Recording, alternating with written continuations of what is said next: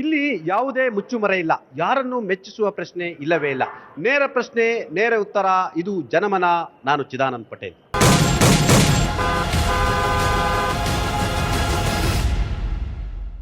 ಅಂಬೇಡ್ಕರ್ ಅವರಿಗೆ ಅವಮಾನ ಆಗಿದೆಯಾ? ಉತ್ತರ ಕರ್ನಾಟಕದ ಸಮಸ್ಯೆಗಳ ಬಗ್ಗೆ ಅಧಿವೇಶನದಲ್ಲಿ ರಚನಾತ್ಮಕವಾಗಿ, ಕ್ರಿಯಾತ್ಮಕವಾಗಿ ಚರ್ಚೆ ಆಗಿದೆಯಾ? ಮಧ್ಯ ಕರ್ನಾಟಕದ ಸಮಸ್ಯೆ ಏನು, ಬೆಂಗಳೂರಿನ ಸಮಸ್ಯೆ ಏನು, ಎಲ್ಲದರ ಬಗ್ಗೆ ನಾವು ಇವತ್ತು ವಿಸ್ತೃತವಾಗಿ ಚರ್ಚೆ ಮಾಡ್ತಿದ್ವಿ ಜನಮನದಲ್ಲಿ. ನಮ್ಮ ಜೊತೆ ಹಿರಿಯ ನಾಯಕರಾಗಿರ್ತಕ್ಕಂಥ, ಒಂದು ಕಾಲದ JDS ನಾಯಕರು, ಈಗ ಕಾಂಗ್ರೆಸ್ನ ಹಿರಿಯ ಶಾಸಕರಾಗಿರ್ತಕ್ಕಂಥ ಕೋನ್ ರೆಡ್ಡಿ ಅವರಿದ್ದಾರೆ, ಮತ್ತು ಹೂವಿನ ಅಡಗಲಿಯ ಕಿರಿಯ ಶಾಸಕರು, ಭಾರತೀಯ ಜನತಾ ಪಕ್ಷದ ಕಿರಿಯ ನಾಯಕರಾಗಿರ್ತಕ್ಕಂಥ ಕೃಷ್ಣ ನಾಯಕರವರಿದ್ದಾರೆ. ಕೃಷ್ಣ ನಾಯಕರವರೇ, ಕಾರ್ಯಕ್ರಮಕ್ಕೆ ಸ್ವಾಗತ. ಇನ್ನು ಬೆಂಗಳೂರಿನ ಹೃದಯ ಭಾಗ ಇರತಕ್ಕಂಥ ಜಯನಗರದ ಶಾಸಕರು ಆಗಿರ್ತಕ್ಕಂಥ ರಾಮಮೂರ್ತಿ ಅವರಿದ್ದಾರೆ. ಅವರು ಕೂಡ ನಾನು ಕಾರ್ಯಕ್ರಮಕ್ಕೆ ಸ್ವಾಗತವನ್ನು ಕೋರ್ತೀನಿ. ಜೊತೆಗೆ ಭಾರತೀಯ ಜನತಾ ಪಕ್ಷದ ಹೋರಾಟಗಳನ್ನ ಮಾಡ್ತಿರ್ತಕ್ಕಂಥ MLC ಆಗಿರ್ತಕ್ಕಂಥ ನವೀನ್ ರವರಿದ್ದಾರೆ. ನವೀನ್ ಅವರು ಕೂಡ ಕಾರ್ಯಕ್ರಮಕ್ಕೆ ಸ್ವಾಗತವನ್ನು ನಾನು ಕೋರ್ತೀನಿ. ಅದೇ ರೀತಿ ಧಾರವಾಡದ ಹಿರಿಯ ವಕೀಲರಾಗಿರ್ತಕ್ಕಂಥ ಅಲಿರವರಿದ್ದಾರೆ. ಅಲಿರವರೇ, ಕಾರ್ಯಕ್ರಮಕ್ಕೆ ಸ್ವಾಗತ. ಇನ್ನು ಈ ಭಾಗದ ಆಗು ಹೋಗುಗಳು, ಭ್ರಷ್ಟಾಚಾರ ಎಲ್ಲವನ್ನು ಕೂಡ RTI ಮುಖಾಂತರ, ಅರ್ಜಿ ಹಾಕುವ ಮುಖಾಂತರ ಬಯಲು ಮಾಡ್ತಕ್ಕಂಥ ಗಡಾದ್ರವರಿದ್ದಾರೆ. ಗಡಾದ್ರವರ ಕಾರ್ಯಕ್ರಮಕ್ಕೆ ಸ್ವಾಗತ. ನಾನು ಹಿರಿಯ ಪತ್ರಕರ್ತರಾಗಿರ್ತಕ್ಕಂಥದ ವೆಂಕಟ್ ಸಿಂಗ್ ಅವ್ರನ್ನ ಮಾತಾಡ್ಸ್ಕೊಂಡು ಬರ್ತೀನಿ. ಸರ್, ತಾವು ಇಡೀ ಸದನದಲ್ಲಿ 10 ದಿನ ಇದ್ರಿ. ಸದನದಲ್ಲಿ ನಿಜವಾಗ್ಲೂ ಕೂಡ ಉತ್ತರ ಕರ್ನಾಟಕ, ಮಧ್ಯ ಕರ್ನಾಟಕ, ಬೆಂಗಳೂರು, ಹಳೆ ಮೈಸೂರು ಭಾಗ ಚರ್ಚೆ ಆಯ್ತಾ? ಯಾಕಂತೇಳಿ ತಾವು 30 ವರ್ಷದಿಂದ ಹೈದರಾಬಾದ್ ಕರ್ನಾಟಕ ಭಾಗದ ಪತ್ರಕರ್ತರಾಗಿದ್ದೀರಾ, ಎಲ್ಲ ಅಧಿವೇಶನಗಳನ್ನು ಕವರ್ ಮಾಡ್ತಿದ್ದೀರಾ.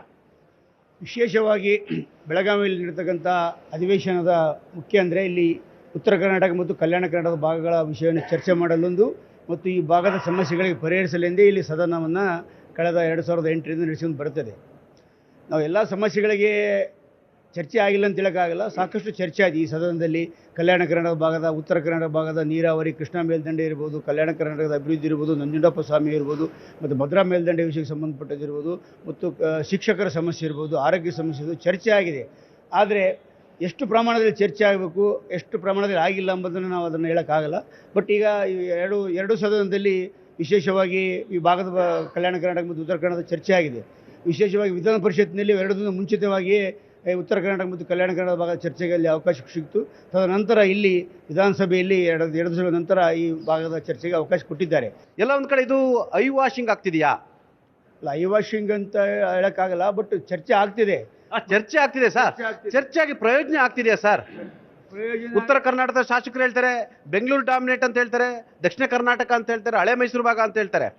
ಸರ್ಕಾರಗಳು ರಚನಾತ್ಮಕವಾಗಿ ಏನಾದರೂ ಚರ್ಚೆಗೆ ಏನಾದರೂ ಕಾರ್ಯರೂಪಕ್ಕೆ ಬರ್ತಾ ಇದೆಯಾ?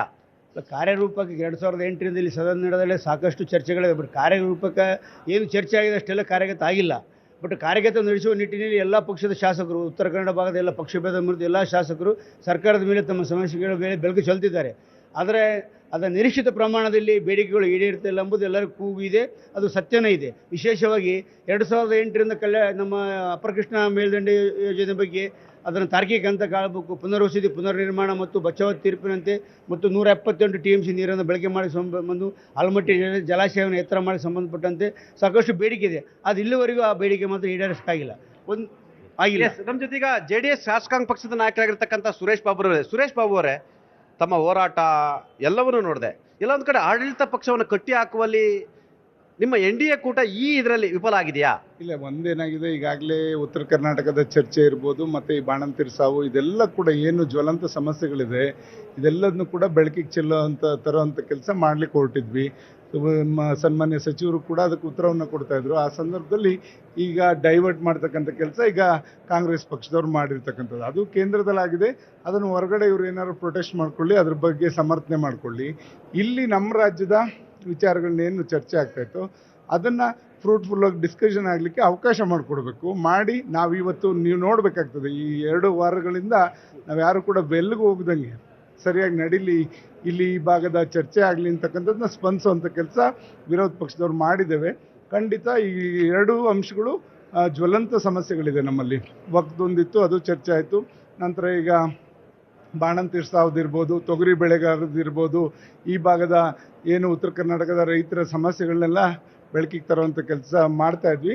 ಖಂಡಿತ ಇವತ್ತು ಇದಕ್ಕೆ ಸಹಕಾರ ಕೊಟ್ಟು ಇವತ್ತು ಸದನ ನಡೆದು ಇದಕ್ಕೆಲ್ಲ ಮುಖ್ಯಮಂತ್ರಿಗಳು ಕೂಡ ಸಮರ್ಪಕವಾಗಿ ಉತ್ತರವನ್ನು ಕೊಡಬೇಕು, ಅದೆಲ್ಲ ಇದೆ. ಅದಕ್ಕೆ ಎಲ್ಲ ಸಹಕಾರ ಒಂದ್ ಕಡೆ ಆಡಳಿತ ಪಕ್ಷ ವಿಪಕ್ಷಗಳ ಈ ವೀಕ್ನೆಸ್ ಅನ್ನ ಎಲ್ಲ ಒಂದ್ ಕಡೆ ಲಾಭ ಆಗಿ ಪಡ್ಕೊಳ್ತಿದ್ಯಾ? ಸತ್ಯ ಇರ್ಬೋದು. ಅದೇನಾಗಿದೆ, ವಿರೋಧ ಪಕ್ಷದವ್ರನ್ನ ಇವತ್ತು ಮೊಟಕುಗೊಳಿಸ್ತಕ್ಕಂಥ ಕೆಲಸ ಆಡಳಿತ ಪಕ್ಷ ಮಾಡ್ತಾ ಇರ್ತಕ್ಕಂಥದ್ರಲ್ಲಿ ಸಂಶಯ ಇಲ್ಲ. ಯಾಕೆ ಇದನ್ನು ಹೇಳ್ತಾ ಇದ್ದೀನಿ ಹೇಳಿದ್ರೆ, ಇವತ್ತು ಎಲ್ಲದೂ ಕೂಡ ಬೆಳಕಿಗೆ ಬಂದರೆ ಎಲ್ಲೋ ಒಂದು ಕಡೆ ಇಕ್ಕಟ್ಟಿಗೆ ಸಿಗಾಕತ್ತೀವಿ. ಇವರು ಸಾಕಷ್ಟು ಸಮಸ್ಯೆಗಳಿದೆ.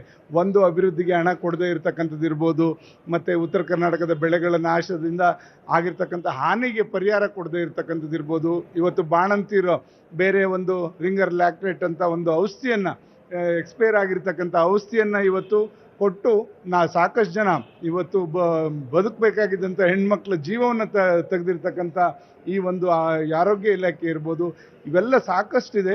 ಇಂಥವ್ರ ಬಗ್ಗೆ ಚೆಲ್ಲಾಟ ಆಡ್ತಾ ಇರ್ತಕ್ಕಂಥದ್ದು ನಿಲ್ಲಿಸಿ ಎಚ್ಚರಿಕೆಯಿಂದ ಕೆಲಸ ಮಾಡಬೇಕು. ಇವತ್ತು ಡ್ರಗ್ ಕಂಟ್ರೋಲ್ನವರು ಮತ್ತು ಏನು ಡ್ರಗ್ಸ್ ಇದಿದೆ ಅವರೆಲ್ಲರೂ ಒಂದು ಶಾಮೀಲಾಗಿ ಇಂಥ ಕಳಪೆ ಔಷಧಿಯನ್ನು ಕೊಟ್ಟು ನಮ್ಮ ಜೀವಗಳ ಮೇಲೆ ಆಟ ಆಡ್ತಾ ಇದ್ದಾರೆ. ಎರಡು ಬದುಕುಗಳು ಕೇಳ್ತೀನಿ, ನಿಮ್ಮ ಪ್ರಶ್ನೆ ಕೇಳ್ತೀನಿ. ಈ ಸರ್ಕಾರ ಜೀವಂತವಾಗಿದೆಯಾ? ಬಡ ಬಾಣಂತಿಯರ ಸಾವು ನಿಮಗೆ ತುಟ್ಟಿಯಾಗಿದೆಯಾ? ಉತ್ತರ ಕರ್ನಾಟಕದ ಶಾಸಕರಿದ್ದಾರೆ, ನಿಮ್ಮ ಸರ್ಕಾರದಲ್ಲಿ ನೀವು ನ್ಯಾಯ ಕೇಳಕ್ ಆಗ್ತಿಲ್ಲ. ನಾನು ಒಂದು ಮಾತನ್ನು ಹೇಳಿಕ್ ಬಯಸ್ತೇನೆ. ಬೆಳಗಾವಿ ಚಳಿಗಾಲ ಅಧಿವೇಶನ ವರ್ಷಕ್ಕೊಂದು ಬಾರಿ ನಡೀತದೆ. ಇವತ್ತು ಉತ್ತರ ಕರ್ನಾಟಕದ ಸಮಸ್ಯೆಗಳ ಬಗ್ಗೆ ಪಕ್ಷಾತೀತವಾಗಿ ಎಲ್ಲರೂ ತಮ್ಮ ಸಮಸ್ಯೆಗಳನ್ನ ಚರ್ಚೆ ಮಾಡೇವೆ. ಇವತ್ತು ವಿಶೇಷವಾಗಿ ಹೈದರಾಬಾದ್ ಕರ್ನಾಟಕಕ್ಕೆ ಸಿಗ್ತಕ್ಕಂಥ, ಕಲ್ಯಾಣ ಕರ್ನಾಟಕ ಕೊಡ್ತಕ್ಕಂಥ ಅಭಿವೃದ್ಧಿ ಇವತ್ತು ಕಿತ್ತೂರು ಕರ್ನಾಟಕ ಕೊಡಬೇಕು ಅಂತ ಎಲ್ಲ ಶಾಸಕರು ಚರ್ಚೆ ಮಾಡೀವಿ. ಫಸ್ಟ್ ನಾ ಪ್ರಸ್ತಾಪ ಮಾಡಿದೆ. ಅದು ಕೂಡ ಮಾನ್ಯ ಮುಖ್ಯಮಂತ್ರಿ ಅಂತ ಸಿದ್ದರಾಮಯ್ಯನವರು, ಉಪಮುಖ್ಯಮಂತ್ರಿ ಅಂತ ಸನ್ಮಾನ್ಯ ಡಿ.ಕೆ. ಶಿವಕುಮಾರ್ ಸಾಹೇಬರು ಕೊಟ್ಟ ಮಾತಿನಂತೆ 5 ಗ್ಯಾರಂಟಿ ಕೊಟ್ಟು ಈ ರಾಜ್ಯದ ಜನರ ಮನವನ್ನು ಗೆದ್ದಾರೆ. ಗೆಲ್ಲೋಕ್ಕಿಂತ ಮೊದಲು ಅಭಿವೃದ್ಧಿ ಸಲುವಾಗಿ ಇವತ್ತು ನಮಗೆ ಕೃಷ್ಣಾ ಮೇಲ್ದಂಡೆ ಯೋಜನೆ ಇರ್ಬೋದು, ಮಹದಾಯಿ ಕಳಸಾ ಬಂಡರಿ ಯೋಜನೆ ಇರ್ಬೋದು, ತುಂಗಭದ್ರಾ ಇರ್ಬೋದು, ಇವತ್ತು ಎಲ್ಲ ಸಮಸ್ಯೆಗಳಿಗೆ ಬೆಳಕು ಚೆಲ್ತಕ್ಕಂಥ ಕೆಲಸವನ್ನು ಎಲ್ಲ ಶಾಸಕರು ಕೂಡ ಮಾಡ್ಯಾರ. ಇವತ್ತಿನ ಶಾಸನ ಸಭೆ ಇವತ್ತೇನು ಅಧಿವೇಶನ ನಡೆದೈತೆ ಭಾಳ ಗೌರವದಿಂದ ನಡೆದದ.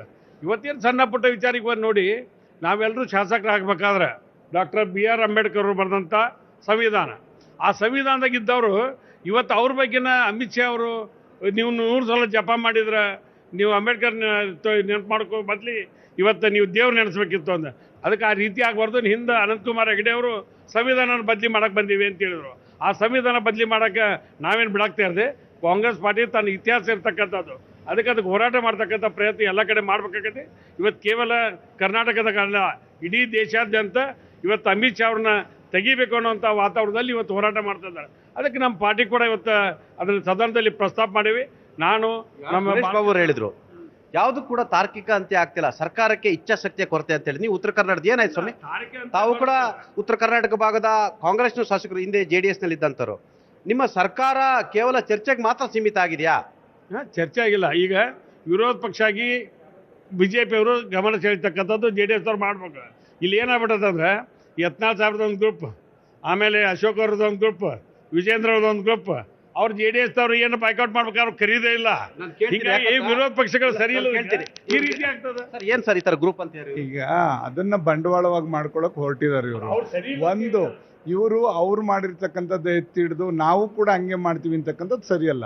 ಅವರು ತಪ್ಪು ಮಾಡಿರೋದ್ರಿಂದನೇ ಅವ್ರನ್ನ ಬೇರೆ ವಿರೋಧ ಪಕ್ಷದಲ್ಲಿ ಕೂರಿಸಿರ್ತಕ್ಕಂಥದ್ದು. ನಿಮ್ಗೆ ಆಡಳಿತ ಕೊಟ್ಟಿದಾರಲ್ಲ, ನೀವು ಹುಷಾರಾಗಿ ಕೆಲಸ ಮಾಡೋ ಅಂಥದ್ದು ಮಾಡಿ ಅಂದರೆ ಇವರು ಕೂಡ ಅದನ್ನೇ ಹೇಳ್ತಾ ಇದ್ದಾರದು.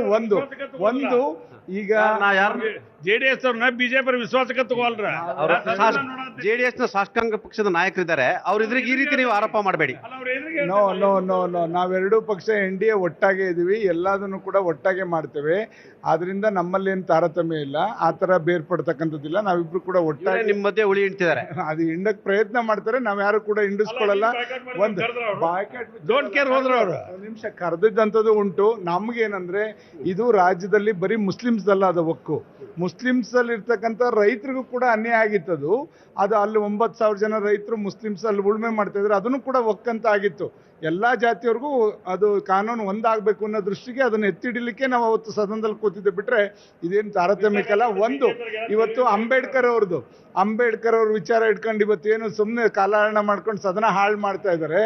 ಅಂಬೇಡ್ಕರ್ ಅವರು ಚುನಾವಣೆಗೆ ನಿಂತಂಥ ಸಂದರ್ಭದಲ್ಲಿ ಕಾಂಗ್ರೆಸ್ ಅಭ್ಯರ್ಥಿ ಹಾಕಿ ಕಾಂಗ್ರೆಸ್ಸು ಅಂಬೇಡ್ಕರ್ನ ಸೋಲಿಸಿದಂಥದ್ದು ಕಾಂಗ್ರೆಸ್ನವರು.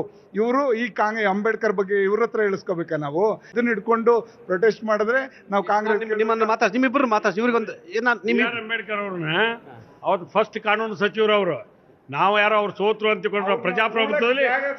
ಡೆಲ್ಲಿಲಿ ಸ್ವಾಮಿ ಇವರು ಅವ್ರನ್ನ ಉಳ್ಳಕ್ಕೆ ಡೆಲ್ಲಿಲಿ ಇವತ್ತು ನೆಹರು ಸತ್ರ ಇಷ್ಟು ಎಕರೆ ಕೊಡ್ತಾರೆ. ಬಗ್ಗೆ ಕೀಳು ಮಾಡಿದಾಗ ಮಾತಾಡಿದ್ರೆ ನಾವಂತೂ ಸಹಿಸಕ್ ಸಾಧ್ಯಲ್ಲ. ಅಂಬೇಡ್ಕರ್ ಅನ್ಯಾಯಗಳು ನಾವು ಜೈ ಭೀಮ್ ಅಂತ ಹೇಳಿ ಬಾಳ್ ಮಾಡಿದವರು. ಅಂಬೇಡ್ಕರ್ ಅವರದು ಪೊಲಿಟಿಕಲ್ ಟ್ರಂಪ್ ಕಾರ್ಡ್ ಕಾಂಗ್ರೆಸ್ ನಾಯಕರುಗಳಿಗೆ. ಪೊಲಿಟಿಕಲ್ ಟ್ರಂಪ್ ಕಾರ್ಡ್ ಇಂದ ಇವತ್ತು ಅವರು ರಾಜಕೀಯ ಮಾಡ್ತಿದ್ದಾರೆ. ಇವತ್ತು ಆ ದೇವರಂತ ಹೇಳಿದ್ರೆ 35 ಸಾವಿರ ಆ ಕೋಟಿ ಅನುದಾನವನ್ನು ಒಬ್ಬೊಬ್ಬರು ದಲಿತರಿಗೆ ಏನಾದ್ರು ಕೊಟ್ಟಿದ್ರೆ ಇವತ್ತು ಅವರು ಕೂಡ ಈ ಸಮಾಜದಲ್ಲಿ ಸಮವಾಗಿ ಇವತ್ತು ಬದುಕಲಿಕ್ಕೆ ಅವಕಾಶ ಇತ್ತು. ಆದ್ರೆ ಏನ್ ಮಾಡ್ತಿದ್ದಾರೆ, ಆ ದುಡ್ಡು ತಗೊಂಡೋಗಿ ಗ್ಯಾರಂಟಿಗಳಿಗೆಲ್ಲ ಹಾಕೊಂಡು ಇವತ್ತು ಆ ಸಮುದಾಯದವರಿಗೆ ಒಂದು ಗಂಗಾ ಕಲ್ಯಾಣಿ ಕೂಡ ನಮಗೆ ಇವತ್ತು ಕೊಡಕ್ ಆಗ್ತಾ ಇಲ್ಲ. ಆ ತರ ಪರಿಸ್ಥಿತಿ ಉದ್ಭವ ಮಾಡಿದ್ದಾರೆ. ಆ ಸಮುದಾಯದವರು ಒಂದು 4-5 ಲಕ್ಷದಿಂದ ಒಂದು ಸಣ್ಣ ಪುಟ್ಟ ಇವತ್ತು ನಾನು ತಳ್ಳಗಾಡಿಯಿಂದ ಇವತ್ತು ಬಿಸ್ನೆಸ್ ಮಾಡ್ತೀನಿ ಅಂತಂದ್ರೆ ಅವ್ರಿಗೆ ಯಾವ್ದು ಲೋನ್ ಕೊಡೋ ರೀತಿಯಿಂದ ಇವತ್ತು ಆ ಪರಿಸ್ಥಿತಿ ಉದ್ಭವ ಆಗಿಲ್ಲ. ಅದ್ರ ಜೊತೆಯಲ್ಲಿ ಈಗ ನಾನು ಅಭಿವೃದ್ಧಿ ಕಡೆ ಬರ್ತೀನಿ. ಈಗ ಒಂದೊಂದು ಕ್ಷೇತ್ರದಲ್ಲಿ ಸರಿಸುಮಾರು ನಮ್ಮ ಗ್ರಾಮ ರಸ್ತೆಗಳಿಂದ ಹಿಡ್ಕೊಂಡು ಜಿಲ್ಲಾ ರಸ್ತೆಗಳಿಂದ ಮತ್ತು ರಾಜ್ಯ ಹೆದ್ದಾರಿಗಳು ಸೇರ್ಕೊಂಡು ಸರಿಸುಮಾರು 500 ಕಿಲೋಮೀಟರ್ ಇರ್ತವೆ. ನಿರಂತರವಾಗಿ 2 ವರ್ಷದಿಂದ ಆ ಭಾರಿ ಮಳೆಯಿಂದ ಇವತ್ತು ಆ ರೋಡ್ಗಳು ಕೂಡ ತಿರುಗಾಡಕ್ಕೆ ಇವತ್ತು ಆಗಲಾರ ಪರಿಸ್ಥಿತಿ ಉಂಟಾಗಿದೆ. ಇವತ್ತು ಕಾಂಗ್ರೆಸ್ ಅವರು ಹೇಳ್ತಿದ್ದಾರೆ ಎದೆ ತಟ್ಟಿ ಹೇಳಿ 10 ಕೋಟಿ ಕೊಡ್ತೀವಿ ಒಂದು ಕ್ಷೇತ್ರದಲ್ಲಿ. 10 ಕೋಟಿಯಲ್ಲಿ 10 ಕಿಲೋಮೀಟರ್ ಇವತ್ತು ರೋಡ್ ಮಾಡೋಕ್ಕಾಗಲ್ಲ. ಇವತ್ತು 500 ಕಿಲೋಮೀಟರ್ ಇರೋ ರಸ್ತೆಗಳು ಸರಿಸುಮಾರು 250 ಆವರೇಜ್ 50% ತಗೊಂಡ್ರು ಹಾಳಾಗಿ ಬಿದ್ದಿದ್ದಾವೆ. 10 ಕಿಲೋಮೀಟರ್ ತಗೊಂಡು ಏನು ಅಭಿವೃದ್ಧಿ ಮಾಡಬೇಕು, ಆ ಥರ ಪರಿಸ್ಥಿತಿ ಇದ್ದಾವೆ.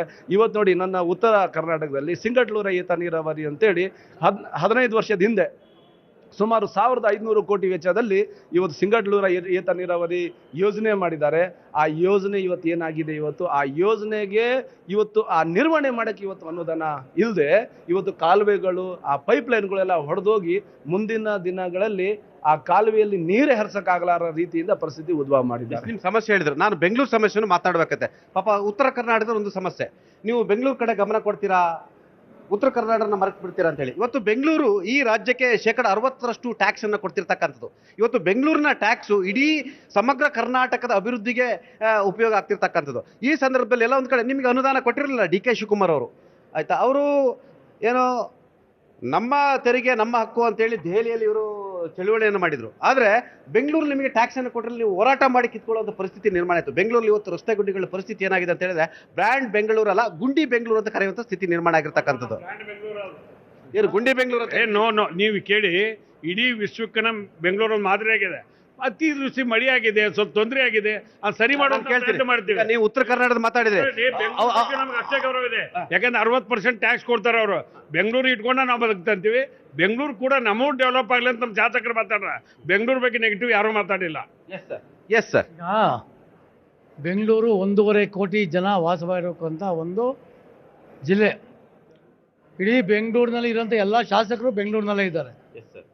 ಏನು ಕಳೆದ ಬ್ರ್ಯಾಂಡ್ ಬೆಂಗಳೂರು ಬಗ್ಗೆ ಏನೊಂದು ಕಲ್ಪನೆ ಇತ್ತು, ಯಾವುದೇ ಸರ್ಕಾರ ಬಂದರೂ ಕೂಡ ಏನು ನಮ್ಮದು ಬಜೆಟ್ ಆಗುತ್ತೆ, ಬಜೆಟಲ್ಲಿ ಸುಮಾರು 20% 25% ಬಜೆಟ್ಟು ಅನುದಾನ ಇಡಬೇಕು. ಬರೀ ರಸ್ತೆ ಗುಂಡಿಗಳು ಮಾತ್ರ ಅಲ್ಲ, ಬೀಳುವಂಥ ಒಂದು ಏನು ದೊಡ್ಡ ದೊಡ್ಡ ರಸ್ತೆಗಳು, ಕೆರೆಗಳು ಡೆವಲಪ್ಮೆಂಟ್ ಇರ್ಬೋದು, ಮೋರಿಗಳು ಡೆವಲಪ್ಮೆಂಟು, ರಸ್ತೆ ಡೆವಲಪ್ಮೆಂಟು, ಎಲ್ಲ ಸ್ಯಾನಿಟ್ರಿ ಎಲ್ಲ ಕೂಡ ಇವತ್ತು ಅವ್ಯವಸ್ಥೆ ಆಗಿದೆ. ನಾವು ಮುಖ್ಯಮಂತ್ರಿಗಳನ್ನ ಡಿ ಕೆ ಶಿವಕುಮಾರ್ ಸರ್ನ ಕೇಳಿದ್ದೀವಿ, ಎಲ್ಲ ಶಾಸಕರು ಲೆಟ್ರ್ಗಳು ಕೂಡ ಕೊಟ್ಟಿದ್ದೀವಿ. ಬೆಂಗಳೂರು ನಗರಕ್ಕೆ 10,000 ಕೋಟಿ ರೂಪಾಯಿ ಬೆಂಗಳೂರು ನಗರಕ್ಕೆ ನೀವು ಕೊಡಬೇಕು. ಏನು 6,000 ಕೋಟಿ ಏನು ಕೊಟ್ಟಿದ್ದೀರ, ಇದು ಯಾವ ಮೂಲೆಗೂ ಸಾಕಾಗಲ್ಲ. ಇದು ಆ ದೃಷ್ಟಿಯಿಂದ ಇನ್ನೂ 10,000 ಕೋಟಿಯನ್ನು ಬೆಂಗಳೂರು ಮಹಾನಗರಕ್ಕೆ ಕೊಡ್ತು. ಅಟ್ಲೀಸ್ಟು ನಾವು ಒಂದು ಉಸಿರಾಡೋ ಪರಿಸ್ಥಿತಿ ಆಗುತ್ತೆ. ರೋಡ್ ಆಕ್ಸಿಡೆಂಟ್ಗಳು ಆಗ್ತಾಯಿದೆ, ಅಷ್ಟು ಮಳೆ ಬಂತು ಅಂತಂತಂದರೆ ಅಧ್ವಾನ ಆಗ್ತಿದೆ. ಈ ಪರಿಸ್ಥಿತಿನಲ್ಲಿ ಬ್ರ್ಯಾಂಡ್ ಬೆಂಗಳೂರು ಮಾಡಬೇಕು ಅಂತಂದರೆ ಇಮ್ಮಿಡಿಯೇಟಾಗಿ ನೀವು ರಸ್ತೆಗಳನ್ನ ಗುಂಡಿಗಳನ್ನ ಮುಚ್ಚಿ ಟಾರ್ ಹಾಕುವಂಥ ಕೆಲಸವನ್ನು ಮಾಡಬೇಕು. ಒಂದು. ಎರಡನೇದು, 1.5 ಕೋಟಿ ಜನ ಇರುವಂಥ ಒಂದು ಬೆಂಗಳೂರಿನಲ್ಲಿ ಕಾವೇರಿ ವಾಟ್ರ್ ಮೇಲೆ ನಾವೆಲ್ಲ ಡಿಪೆಂಡ್ ಆಗಿರೋದು. ಅದು ಬಿಟ್ಟರೆ ಬೇರೆ ಏನು ನಮಗೆ ವ್ಯವಸ್ಥೆ ನಮಗಿಲ್ಲ. ಕಾವೇರಿ ವಾಟ್ರು ಮೈಸೂರು 125 ಕಿಲೋಮೀಟ್ರ್ ಬರಬೇಕು ನಮಗೆ. ಅದು ಬಿಟ್ಟರೆ ಈ ತಿಪ್ಪಕೊಂಡಹಳ್ಳಿ ಕೆರೆಯಿಂದ ನೀವು ಮತ್ತೆ ನೀರು ಕೊಡುವಂಥ ವ್ಯವಸ್ಥೆಯನ್ನು ಮಾಡಬೇಕು. ಅದು ಬಿಟ್ಟರೆ ಬೇರೆ ಬೇರೆ ಕಡೆಯಿಂದ ನಾವು ನೀರನ್ನ ಕ್ರೋಢೀಕರಣ ಮಾಡ್ತೀವಿ ಸರ್. ಡಿ ಕೆ ಶಿವಕುಮಾರ್ ಅವರು ಇಲ್ಲ, ಡಿ ಕೆ ಶಿವಕುಮಾರ್ ಅವರು ಕೂಡ ಒಂದು ಕಲ್ಪನೆಯನ್ನು ಇಟ್ಕೊಂಡಿದ್ದಾರೆ. ಆದರೆ ಕಲ್ಪನೆ ಇಟ್ಕೊಳ್ಳೋದು ಬೇರೆ, ಕೆಲಸ ಮಾಡಬೇಕಲ್ಲ ಸ್ವಾಮಿ. ಕೆಲಸ ಮಾಡೋಕ್ಕೆ ಫಂಡ್ ಎಲ್ಲೂ ಫಂಡ್ ಇಲ್ಲ ಇಡೀ ಕರ್ನಾಟಕದಲ್ಲಿ. ನೋಡಿ ಸರ್, ಅವ್ರೊಂದು ಮಾತು ಹೇಳಿದ್ರು, ಕೆಲಸ ಮಾಡಕ್ಕೆ ಫಂಡ್ ಇಲ್ಲ ಅಂತ ಹೇಳಿದ್ರು. ಅನುದಾನ ಎಲ್ಲೂ ಕೂಡ ಲಭ್ಯ ಆಗ್ತಿಲ್ಲ. ಒಂದು ಮುಖ್ಯಮಂತ್ರಿಗಳು 1,00,000 ಚಿಲ್ಲರೆ ಅನುದಾನ ಅಭಿವೃದ್ಧಿಗೆ ಇಟ್ಟಿದ್ದೀವಿ ಅಂತಾರೆ. ಅದರಲ್ಲಿ 56,000 ಕೋಟಿ ನಮ್ಮ ಭಾಗ್ಯಗಳಿಗೆ ಹೋಗ್ತಾ ಇದೆ ಅಂತ ಹೇಳ್ತಾರೆ. ಇಲ್ಲೆಲ್ಲಿ ಎಲ್ಲ ಇಲಾಖೆಗಳಿಗೂ ಕೂಡ ಸಮರ್ಪಕವಾಗಿ ಇವರು ಅನುದಾನ ಡಿ ಕೆ ಶಿವಕುಮಾರ್ ಇದು ಭಾಗ್ಯವಯ್ಯ, ಇದು ಭಾಗ್ಯವಯ್ಯ, ಇದು ಗ್ಯಾರಂಟಿ ಭಾಗ್ಯವಯ್ಯ ಅಂತಾರಲ್ಲ, ಅನುದಾನ ಎಲ್ಲಯ್ಯ ಅಂತ ನೀವು ಕೇಳ್ಬೇಕಲ್ವಾ? ಏನಾಗಿದೆ, ಇವ್ರು ಚುನಾವಣೆ ಬಂದಾಗ ಅಷ್ಟೇ ಆ ಭಾಗ್ಯಗಳಿಗೂ ಹಣ ಕೊಡ್ತಾ ಇರೋದು. ಯಾವಾಗ ಚುನಾವಣೆ 2 ದಿವಸ ಇದ್ದೆ ಅಂದಾಗ ಅವಾಗ ಕೊಡ್ತಾ ಇದಾರೆ. ನೀತಿ ಸಮಿತಿ ಉಲ್ಲಂಘನೆ ಮಾಡ್ಕೊಂಡು ಇವರು ಇಂಥ ಸರ್ಕಾರ, ಇವರು ಇದಕ್ಕೋಸ್ಕರ ಸರ್ ಉಗಿತಾ ಇದಾರೆ ಅವ್ರು ನಿಮಗೆ ನೋಡಿ, ಓಟ್ಗೋಸ್ಕರ ಅನುದಾನ ಕೊಡ್ತಾ ಇರ್ಬೇಕಂತ. ಅದಕ್ಕೆ ಭಾಳ ಸರಿಯಾಗಿ ಉತ್ತರ ಕೊಡ್ತೇನೆ. ಇವತ್ತು ಗ್ಯಾರಂಟಿಯನ್ನು ನಾವು ಕೊಟ್ಟೇವಲ್ಲ, ಆ ಗ್ಯಾರಂಟಿ ಇವತ್ತು ಇಡೀ ರಾಜ್ಯದ ಜನ ಮೆಚ್ತಾರಲ್ಲ, ಅದಕ್ಕೆ ಈಗ ಇನ್ನು ನಾವು BJP ಅವ್ರ ಕಡೆದ ಅವ್ರ ಕಡೆದ ಎಲ್ಲ ವಿರೋಧ ಪಕ್ಷದ ಕಡೆದ ಸರ್ಟಿಫಿಕೇಟ್, ನಾವು ಜನರ ಕಡೆದ ಸರ್ಟಿಫಿಕೇಟ್ ಪಟ್ಟಿರ್ತೀವಿ. ಅವರು ಒಳ್ಳೇದೈತೆ ಅಂತ ಅವ್ರು ಹೇಳಿದಾಗ ಇವ್ರನ್ನೇ ಕೇಳ್ಬೇಕು ವಿರೋಧ ಪಕ್ಷವ್ರನ್ನ. ಇವತ್ತು ಬೆಂಗಳೂರು ಬಗ್ಗೆ ಒಂದು ಹೇಳ್ಬಿಡ್ತೀನಿ, ಬೆಂಗಳೂರು ನಮ್ಮ ಕಾಲದಾಗ ಏನು ಡೆವಲಪ್ ಮಾಡಕ್ಕೆ ಹೊಂಟಿವಲ್ಲ, ಆ ಮೈಂಡ್ BJP ಅವ್ರು ಮಾಡಿದ್ರೆ ಇಲ್ಲಿಗೆ ಯಾಕೆ ಪರಿಸ್ಥಿತಿ ಇತ್ತು? ಅವ್ರು ಮಾಡಿಲ್ಲ ಅಂತ ಈಗ ಏನಾಗಿದೆ ಅಂತಂದ್ರೆ, ನಮ್ಮ ಕಾಂಗ್ರೆಸ್ ಶಾಸಕರು, ನಮ್ಮ ಸ್ನೇಹಿತರು ಕೂಡ ಪಾಪ ರಾಜಕೀಯಗೋಸ್ಕರ ಹೊರಗಡೆ ಹೇಳ್ತಾ ಇಲ್ಲ. ನಮ್ಮ ಜೊತೆ ಚರ್ಚೆ ಮಾಡುವಾಗ ಅವ್ರು ಅದೇ ಹೇಳ್ತಾರೆ, ನಮ್ಮ CLP ಮೀಟಿಂಗ್ ಅಲ್ಲಿ ನಾವು ಗದ್ದಲ ಮಾಡ್ತೀವಿ, ನಮಗೆ ಅನುದಾನ ಬೇಕಂತೇಳಿ. ಈಗ ಗ್ಯಾರಂಟಿ ಕೊಡ್ತಾರಿಲ್ಲ, ಅವ್ರಿಗೆ ಬಿಟ್ಟಿದ್ಬಿಟ್ಟು ನಮಗೆ ಇವತ್ತು ಅದೇ ಇವತ್ತು ಏನಾರ ಆ ಗ್ಯಾರಂಟಿಗಳು ಏನಾರ ಈಗ 224 ಕ್ಷೇತ್ರಗಳಿಗೆ ಏನಾದ್ರು ಗ್ಯಾರಂಟಿಗಳು ಹಂಚಿದ್ರೆ ಸರಿ ಸುಮಾರು ಒಬ್ಬೊಬ್ಬ MLA ಗೆ 1 ವರ್ಷಕ್ಕೆ 250 ಕೋಟಿ ಅನುದಾನ ಬರುತ್ತೆ. ಆ 250 ಕೋಟಿಯಲ್ಲಿ ಅಲ್ಲಿ ನೀರಾವರಿ ಆಗಿರ್ಲಿ, ಉದ್ಯೋಗಗಳಾಗಿರ್ಲಿ, ಅದರಿಂದ ನಾಳೆ ಯಾವ ಗ್ಯಾರಂಟಿಗಳ ಮೇಲೆ ಅವಲಂಬಿತ ಆಗಬಾರ್ದು ಜನರು, ಆ ರೀತಿ ಸೃಷ್ಟಿ ಆಗುತ್ತೆ. ನಿಮ್ಮ ಪ್ರಕಾರ ಗ್ಯಾರಂಟಿನ ಸ್ಟಾಪ್ ಮಾಡ್ಬೇಕಾ? ಕರೆಕ್ಟ್ ಆಗಿ ಹೇಳಿ ಸರ್. ನಾವು ನೋಡಿ, ಅದನ್ನ ಸ್ಟಾಪ್ ಮಾಡಿ ಅದೇ ಅನುದಾನ ಕ್ಷೇತ್ರ ಕೊಟ್ರೆ ಅಲ್ಲಿ ಉದ್ಯೋಗ ಸೃಷ್ಟಿ ಮಾಡಿ. ನೀವು ಗ್ಯಾರಂಟಿ ವಿರೋಧ ಇದ್ದೀರಾ? ನೋಡಿ ಈಗ ಗ್ಯಾರಂಟಿ ಜೊತೆಯಲ್ಲಿ ಅವರಿಗೆ ಶಾಶ್ವತವಾದ ಬದುಕು ಕಟ್ಟಿಕೊಳ್ಳಿಕ್ಕೆ ಅವ್ರಿಗೆ ಅನುಕೂಲ ಮಾಡಿ. ಎಷ್ಟು ದಿನ ಅಂತ ಹೇಳಿ ನೀವು ಸಾಕಾಗ ಸರ್, ನಾನು ಇವ್ರನ್ನ ಮಾತಾಡ್ಸ್ಬೇಕು. ಈಗ ಯಡಿಯೂರಪ್ಪ ಅವ್ರ ಸರ್ಕಾರ ಇರ್ಬೇಕಾದ್ರೆ, BJP ಸರ್ಕಾರ ಇರ್ಬೇಕಾದ್ರೆ ಬೆಂಗಳೂರು ನಗರಕ್ಕೆ ಎಷ್ಟು ಅನುದಾನ ಕೊಟ್ಟರು, ಇವಾಗೇನು ಅನುದಾನ ಕೊಟ್ಟಿದ್ದಾರೆ ರೆಕಾರ್ಡ್ ಒಳಗೆ ತಗೊಂತು ಅಂತಂದರೆ, ಇವಾಗ ಕಾಂಗ್ರೆಸ್ ಶಾಸಕರು ಅವರೇ ಗಲಾಟೆ ಮಾಡ್ತಾ ಇದ್ದಾರೆ ಅನುದಾನ ಇಲ್ಲ ಅಂದ್ಬಿಟ್ಟು. ಅನುದಾನ ಇಲ್ಲ ಅವರೇ ಗಲಾಟೆ ಮಾಡೋ ದೃಷ್ಟಿಯಿಂದ ಎಲ್ಲೂ ಕೂಡ ಕಾಂಗ್ರೆಸ್ಸು BJP ಅಂತೆಲ್ಲ ಯಾವುದೇ ಶಾಸಕರಿಗೆ ಈ ಸರ್ಕಾರ ಅನುದಾನ ಕೊಡ್ತಾ ಇಲ್ಲ. ಮಧ್ಯ ಕರ್ನಾಟಕದ ಸಮಸ್ಯೆಗಳ ಬಗ್ಗೆ ಸರ್ಕಾರ ಎಲ್ಲ ಒಂದು ಕಡೆ ಗಮನ ಹರಿಸಲ್ಲ ಅಂತ ಹೇಳ್ತಾರೆ. ಅಲ್ಲ, ಮಧ್ಯ ಕರ್ನಾಟಕ ಅಷ್ಟೇ ಅಲ್ಲ, ಇಡೀ ಕರ್ನಾಟಕದ ಬಗ್ಗೆ ಏನು ಗಮನ ಹರಿಸ್ತಾ ಇಲ್ಲ. ಇವತ್ತು ಅರ್ಥಹೀನವಾದಂಥ ಅಧಿವೇಶನ ಬೆಳಗಾವಿಯಲ್ಲಿ ಸರ್ಕಾರ ನಡೆಸಿದೆ. 10 ದಿನಗಳ ಅಧಿವೇಶನ, ಒಂದು ದಿವಸ SM ಕೃಷ್ಣ ಅವರ ಒಂದು ಇದಕ್ಕೆ ವಿಧಿವಶರಾಗಿದ್ದಕ್ಕೆ ತಪ್ಪೋಯ್ತು 9 ದಿವಸದಲ್ಲಿ ಯಾವ ವಿಷಯದ ಬಗ್ಗೆ ಸರ್ಕಾರ ಸರಿಯಾದ ರೀತಿ ಅಂತ ನಿಲುವನ್ನು ಪ್ರಕಟಣೆ ಮಾಡಿದೆ. ನಾವು ಪ್ರಮುಖವಾಗಿ 7-8 ವಿಷಯಗಳನ್ನು ಈ ಬಾರಿ ಸರ್ಕಾರದ ಗಮನಕ್ಕೆ ತರಬೇಕು, ಸರ್ಕಾರದ ಉತ್ತರ ಪಡಿಬೇಕು ಅಂತೇಳಿ ನಾವು ವಿಷಯಗಳನ್ನು ಸದನದಲ್ಲಿ ತಂದರೆ, ಮುಖ್ಯಮಂತ್ರಿಗಳು ಒಂದು ರೀತಿ ಪಲಾಯನ ಮಾಡುವಂಥ ಕೆಲಸವನ್ನು ಯಾವುದಕ್ಕೂ ಮುಖ್ಯಮಂತ್ರಿ ಇವತ್ತು ಉತ್ತರ ಕರ್ನಾಟಕ ನಮ್ಮ ವಿಧಾನ ಪರಿಷತ್ತಲ್ಲಿ ಕೇವಲ 2 ಗಂಟೆ ಉತ್ತರ ಕರ್ನಾಟಕದ ಬಗ್ಗೆ ಚರ್ಚೆ ಆಗಿರೋದು. ಇವತ್ತು ಮುಖ್ಯಮಂತ್ರಿ ಉತ್ತರ ಕೊಡಬೇಕಾಗಿತ್ತು, ನಮ್ಮ ಸದನಕ್ಕೆ ಮುಖ್ಯಮಂತ್ರಿ ಬಂದಿಲ್ಲ. ಬೆಳಗಾವಿಲಿ ಅಧಿವೇಶನ ನಡೆಸೋದೆ ಉತ್ತರ ಕರ್ನಾಟಕದ ಬಗ್ಗೆ ಬಹಳ ಚರ್ಚೆ ಮಾಡ್ತೇವೆ, 4 ದಿವಸ ಸಮಯ ಕೊಡ್ತೀವಿ. ಎಲ್ಲಿ ಕೊಟ್ಟಿದ್ದಾರೆ? 4 ಗಂಟೆ ಕೊಟ್ಟಿಲ್ಲ. ಉತ್ತರ ಕರ್ನಾಟಕದ ಸಮಯ ಕೊಡಕ್ ಬಿಟ್ಟಿಲ್ಲ.